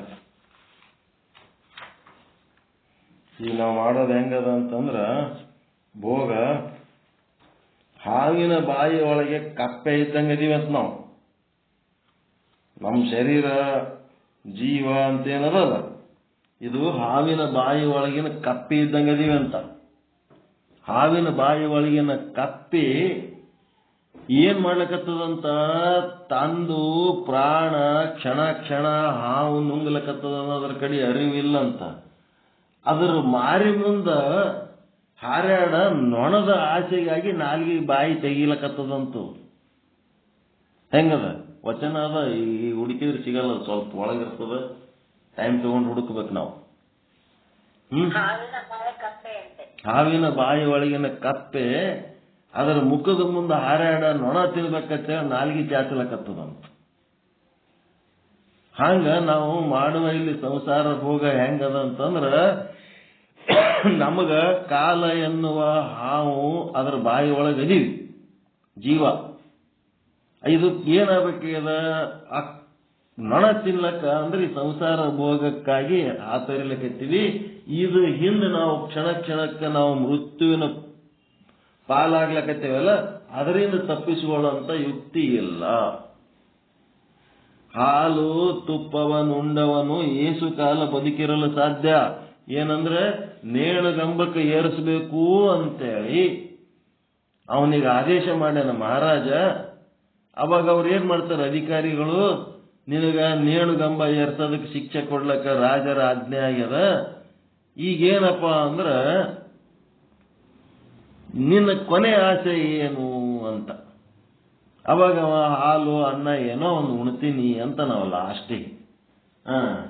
ಇವ ಹಾಲು ಅನ್ನ ಉಂಡು ಎಷ್ಟು ಟೈಮ್ ಬದುಕಿರ್ಲಕ್ ಸಾಧ್ಯ ಅದ? ಹೆಂಗದಪ್ಪ ಅಂದ್ರ ನೇಣುಗಂಬಕ್ಕ ಏರ್ಲಕ್ಕ ತಯಾರಾದವ ಮೃಷ್ಟಾನ ಭೋಜನ ಮಾಡಿದಂಗ ಆದ ಈ ಸಂಸಾರ ಸುಖ ಅಂತ ಹೇಳ್ತಾರೆ. ಹಿಂಗಾಗಿ ಕ್ಷಣ ಭಂಗುರವ ಕನಸಿನ ಬಾಳು ಅಂತಂದ್ರ ಈ ಕನಸು ಒಂದು ಕ್ಷಣದಲ್ಲಿ ಉಂಟಾಗ್ತದೆ. ಭಂಗುರ ಅಂದ್ರೆ ಉಂಟಾಗದು, ಒಂದು ಕ್ಷಣದಾಗೆ ಇದು ಉಂಟಾಗ್ತದೆ ಕನಸಿನಂತ ಬಾಳು. ಗಣಿಸಲ್ ಶತವರ್ಷ ಭ್ರಮೆ ಕೇಳು, 100 ವರ್ಷದ ಜೀವನ ದೃಶ್ಯ ತೋರುತ್ತದೆ. ಹುಟ್ಟಿದ್ದಾಯಿತು, ಸಾಲಿ ಕಲಿತದ್ದಾಯಿತು, ನೌಕರಿ ಮಾಡಿದ್ದಾಯಿತು, ಮದುವೆ ಮಾಡಿಕೊಂಡಾಯಿತು, ಮಕ್ಕಳು ಹಡೆದಾಯಿತು, ಮನೆ ಕಟ್ಟಾಯಿತು, ಮುದುಕ ಆದ ಬಡಿಗೆ ಹಿಡದ. ಎಚ್ಚರದ ದೃಷ್ಟಿಯಿಂದ ನೋಡಿದರೆ ಒಂದೇ ಒಂದು ಕ್ಷಣ ಜಾಗೃತಾವಸ್ಥೆ, ಕನಸಿನ ದೃಷ್ಟಿಯಿಂದ ನೋಡಿದರೆ 100 ವರ್ಷದ ಬಾಳು ಸ್ವಪ್ನಾವಸ್ಥೆ. ಹೆಂಗ ನೋಡ್ರಿ.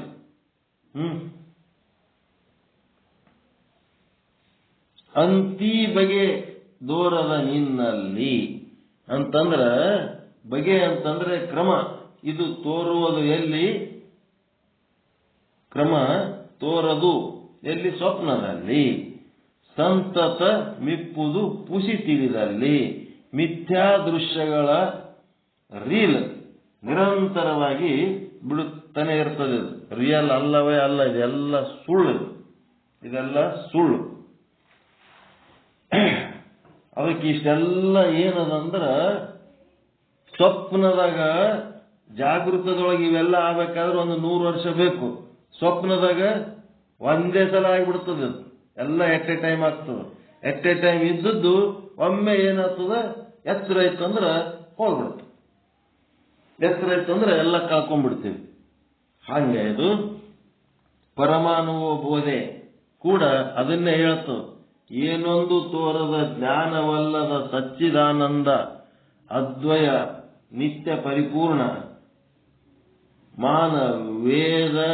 ಮಾನ ವಿದೂರನ ಕಲ್ಪಿತನ ವಿಕೃತಿ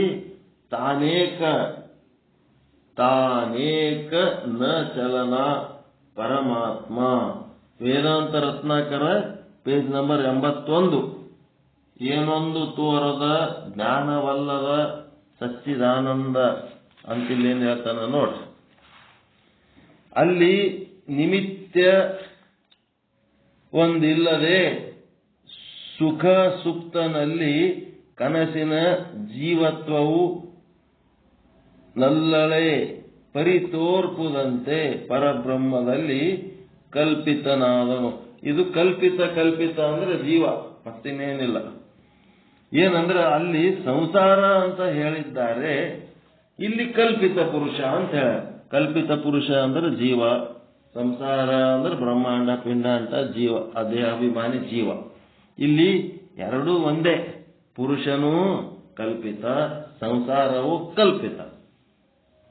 ಪರಬ್ರಹ್ಮ ಹೇಗಿದ್ದಾನೆಂದರೆ ಏನೊಂದೂ ತೋರದ ಅಜ್ಞಾನವಲ್ಲದ ಸಚ್ಚಿದಾನಂದ ಅದ್ವಯ ನಿತ್ಯ ಪರಿಪೂರ್ಣವಾಗಿರತಕ್ಕಂಥ ಮಾನವಿದೂರ ಅಕಲ್ಪಿತನ ವಿಕೃತಿ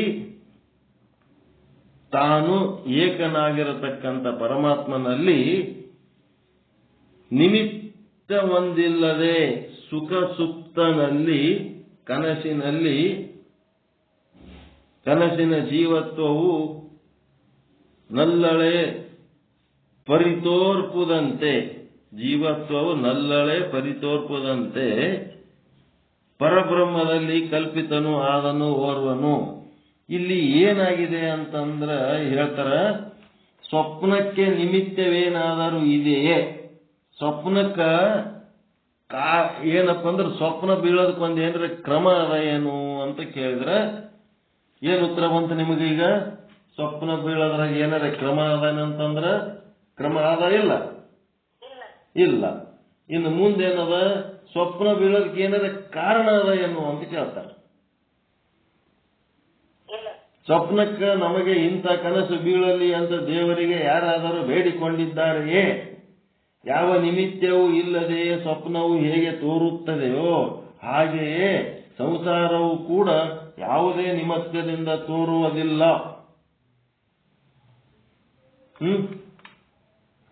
ಇದಕ್ಕೇನು ನಲ್ಲಳೆ ಅಂತಂದ್ರ ಅವರು ಪರಮಾನುಭವ ಬೋಧೆ ಒಳಗೆ ತಮ್ಮ ಹೆಂಡತಿಗೆ ಹೇಳಕತ್ತಾರ. ಅದರ ಅರ್ಥ ಇಲ್ಲೇನ್ ಹೇಳಿದ್ರು? ಯಾಜ್ಞವಲ್ಕ್ಯ ಮಹರ್ಷಿಗಳು ಸ್ವಪ್ನ ಉಂಟಾಗಬೇಕಾದ್ರೆ ಅದಕ್ಕೆ ಯಾವುದೇ ಕಾರಣ ಅಂತ ಇಲ್ಲ. ಮತ್ತೆ ನಿಶ್ಚಲ್ ದಾಸರು ಏನ್ ಹೇಳಿದ್ರು? ಅದಕ್ಕೆ ಒಂದು ಕ್ರಮ ಅಂತ ಇಲ್ಲ. ಮತ್ತೆ ಪರಮಾರ್ಥ ಗೀತೆ ಒಳಗೆ ಏನ್ ಹೇಳಿದ್ರು? ಅದು ಶಾಶ್ವತವಾದದ್ದು ಅಲ್ಲ. ಒಂದೇ ಒಂದು ಕ್ಷಣದಾಗ ಅದೆಲ್ಲ ಲಾಸ್ ಆಗಿ ಹೋಗ್ಬಿಡ್ತದ ಅಂತ ಅನುಭವ ಸಾರ.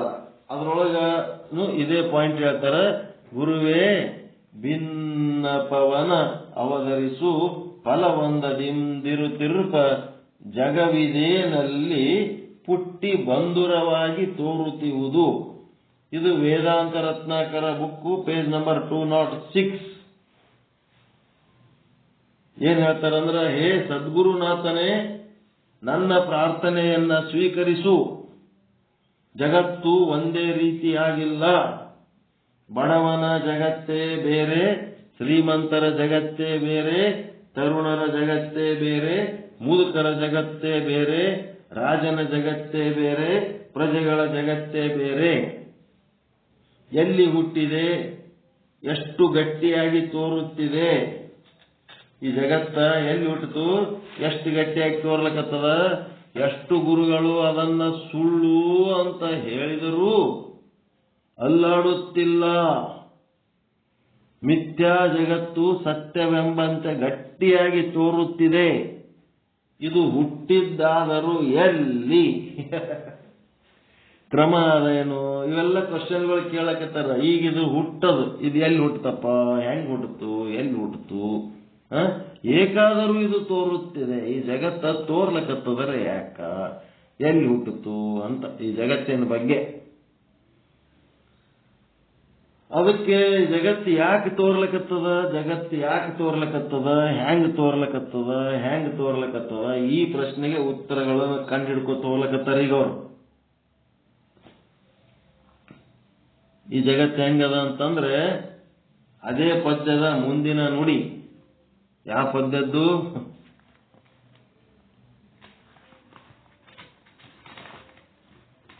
ವೇದಾಂತ ರತ್ನಾಕರದೊಳಗ, ಹೇ ಸದ್ಗುರುನಾಥನೇ, ನನ್ನ ಪ್ರಾರ್ಥನೆಯನ್ನು ಸ್ವೀಕರಿಸುವಂತೇನದಲ್ಲ, ಇಲ್ಲಿ ಅನುಭವ ಸಾರದೊಳಗ ವೇದಾಂತ ರತ್ನಾಕರ ಪೇಜ್ ನಂಬರ್ 206. ಗುರುವೇ ಭಿನ್ನಪವನ ಅವತರಿಸುವಂತೇನದಲ್ಲ, ಅದರದೇ ಮುಂದಿನ ಸಾಲು ಏನಂತಾರ? ಈ ಜಗತ್ತು ಒಂದೇ ಅದಲ್ರಿ, ಏನ್ ಹೇಸದ? ಒಂದೇ ಜಗತ್ತದ. ಕೆಲರಿಂ ಈ ಜಗತ್ತು ಒಂದೇ ಅದ. ಕೆಲವೊಬ್ರು ಏನಂತಾರ ಈ ಜಗತ್ತಿಗೆ ಪುಸಿ ಅಂದರು.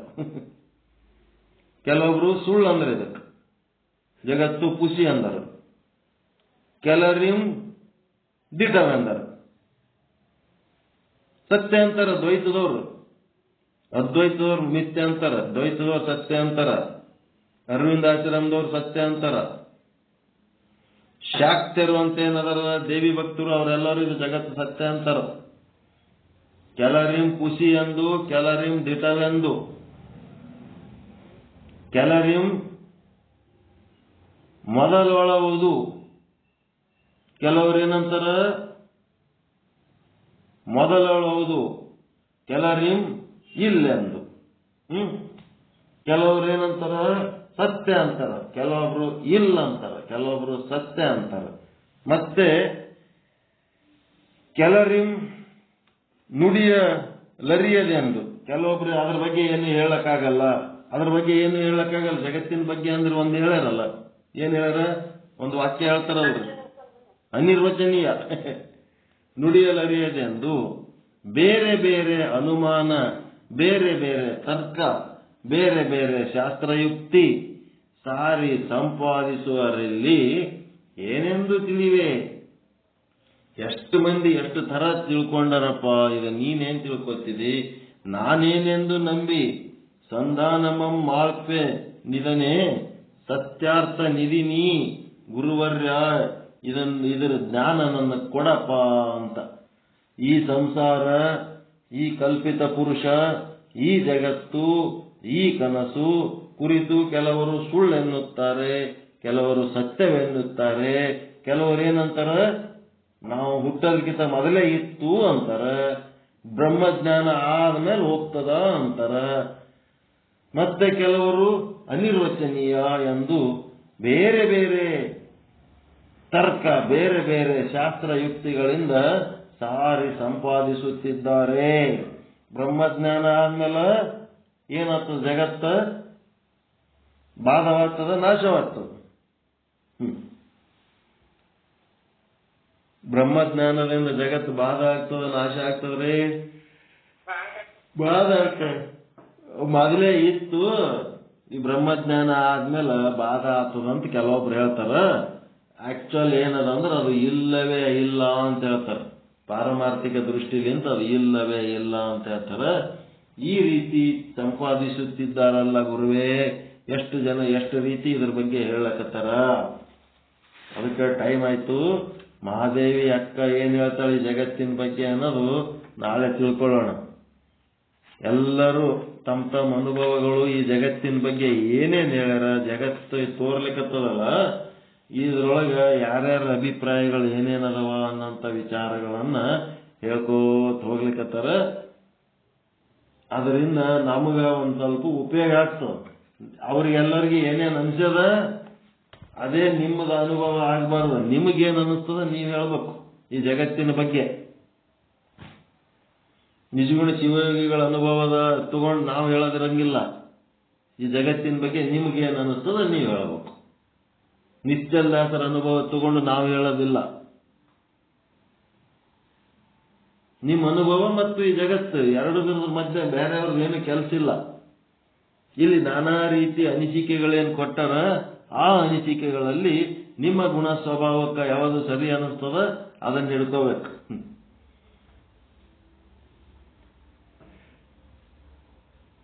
ಓಕೆ, ಸಮಯ ಬಹಳ ಆಯ್ತು. ಪರಮಾನಂದ ಪ್ರಾಪ್ತಿ ಭವ, ಸರ್ವ ದುಃಖ ನಿವೃತ್ತಿ ಭವ, ಇಷ್ಟಾರ್ಥ ಸಿದ್ಧಿರಸ್ತು, ಯಶಸ್ವಿ ಭವ ಯಶಸ್ವಿ ಭವ.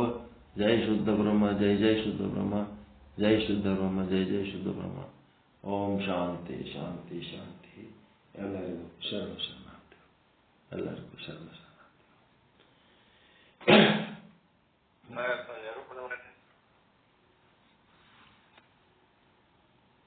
ಇದುವರೆಗೆ ಶುದ್ಧ ಪರಮೇಶ್ವರಗಳಾದ ಶ್ರೀ ಶರಣ ಮಹಾಸ್ವಾಮಿಗಳು ಜಗತ್ತು ಸ್ವಪ್ನದಂತೆ ಕ್ರಮವಿಲ್ಲದೆ ಆಗಿತ್ತು ಅಥವಾ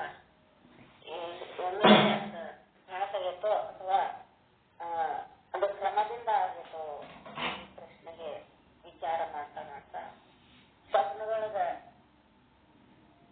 ವೃಕ್ಷಕ್ಕ ಮತ್ತ ಸ್ವಪ್ನದಲ್ಲಿನ ಬೀಜಕ್ಕ ಅಲ್ಲಿ ಕ್ರಮ ಇಲ್ಲ. ಆದ್ರೆ ಜಾಗೃತದೊಳಗ ವೃಕ್ಷ ಮತ್ತು ಬೀಜಕ್ಕಲ್ಲಿ ಕ್ರಮವಾಗಿ ಮೊದಲು ಬೀಜ ಅದನ್ನ ಬಿತ್ತಿ ಅದನ್ನ ನೀರು ಕೊಟ್ಟ ಮೇಲೆ ಅದು ಬೆಳಿತೈತಿ. ಅದಕ್ಕೆ ಸಮಯ ಬೇಕಾಗ್ತತಿ. ಅದು ಕ್ರಮವಾಗಿ ಬೆಳಿತೈತಿ. ಅದಂತಿ ಸ್ವಪ್ನದಲ್ಲಿ ಶ್ರೀಮಂತಿದ್ದವ ಜಾಗೃತದೊಳಗ ಬಡವ ಆಗಕ್ ಸಾಧ್ಯ ಐತಿ. ಇನ್ನು ಸ್ವಪ್ನದಲ್ಲಿ ಹಣ ಜಾಗದ ವ್ಯವಹಾರಕ್ಕೆ ಅದು ಉಪಯೋಗ ಆಗುದಿಲ್ಲ. ನೀನು ಉಸಿರಿದ್ದಾಗ ಸಂಪಾದಿಸಿದ ಸಂಪತ್ತು ನೀನು ಉಸಿರಿ ನಿಂತಾಗ ಅದು ಯಾವ ಉಪಯೋಗಕ್ಕೂ ಬರುದಿಲ್ಲ. ಈ ಶರೀರದ ನಿರ್ವಹಣೆಗಾಗಿ ಎಷ್ಟು ಅವಶ್ಯಕತೆ ಅಷ್ಟನ್ನು ಮಾತ್ರ ಸಂಪಾದಿಸಿದಾಗ ಅಲ್ಲಿ ಮಾಡಿದ ಪಾಪ ಅಲ್ಲಿ ಆದ ಪಾಪ ಪುಣ್ಯ ಲೇಪ ನಮ್ಗೆ ಅನ್ಕೋದಿಲ್ಲ. ಆದ್ರ ಅವಶ್ಯಕತೆಗಿಂತ ಹೆಚ್ಚು ನಾವು ಸಂಪಾದನೆ ಮಾಡಿದ್ದಾದ್ರ ಅದರಲ್ಲಿ ಮಾಡಿದ ಪಾಪ ಪುಣ್ಯಗಳು ನಮಗ ಅನುಭವಿಸ್ತಾವು. ಇನ್ನು ಕ್ಷಣಭಂಗುರವಾದ ಕನಸಿನ ಬಾಳು ಕ್ಷಣಭಂಗುರ ಐತಿ. ಅದ ಸ್ವಲ್ಪ ಸಮಯ ತೋರ್ತೈತಿ ಮತ್ತ ಅಡಸ್ತೈತಿ. ಇದು ನಮಗ ನಮ್ಮ ಜೀವನ ನಿರ್ವಹಣೆಗಾಗಿ ಅಂದ್ರೆ ವ್ಯಾವಹಾರಿಕವಾಗಿ ನಮಗ ಇದು ಸತ್ಯವಾಗಿ ಕಾಣಿಸ್ತೈತಿ. ಆದ್ರೆ ಪಾರಮಾರ್ಥಿಕವಾಗಿ ಮಿಥ್ಯಾನ ಐತಿ ಅಂತ ಹೇಳಿ ನಮ್ಮ ಗುರುಗಳು ಈ ಪರಮಾನುಭವ ಪಾರಮಾರ್ಥ ಗೀತೆ ಇವೆಲ್ಲ ಗ್ರಂಥಗಳನ್ನ ಹಲವಾರು ಗ್ರಂಥಗಳನ್ನ ಅವರವರ ಅಭಿಪ್ರಾಯಗಳನ್ನ ತಿಳಿಸಿಕೊಟ್ರು. ಇನ್ನ ಮತ್ತೆ ಜಗತ್ತಿನ ಬಗ್ಗೆ ಹಲವಾರು ವಿಚಾರಗಳಿರುವ ಅಷ್ಟಮಹಾದೇವಿಯ ವಿಚಾರವನ್ನ ಮತ್ತೆ ಮುಂದಿನ ಅವರಲ್ಲಿ ತಿಳಿಸಿಕೊಟ್ರು. ಇಂಥ ಒಂದು ದಿವ್ಯ ಜ್ಞಾನವನ್ನು ಕರುಣಿಸಿದ ಸದ್ಗುರುಗಳಿಗೆ ಅನಂತ ಅನಂತ ಧನ್ಯವಾದಗಳು. ಮತ್ತೆ ಯಾರಾದರೂ ಮಾತಾಡೋರಿದ್ರ ಮಾತಾಡಿ.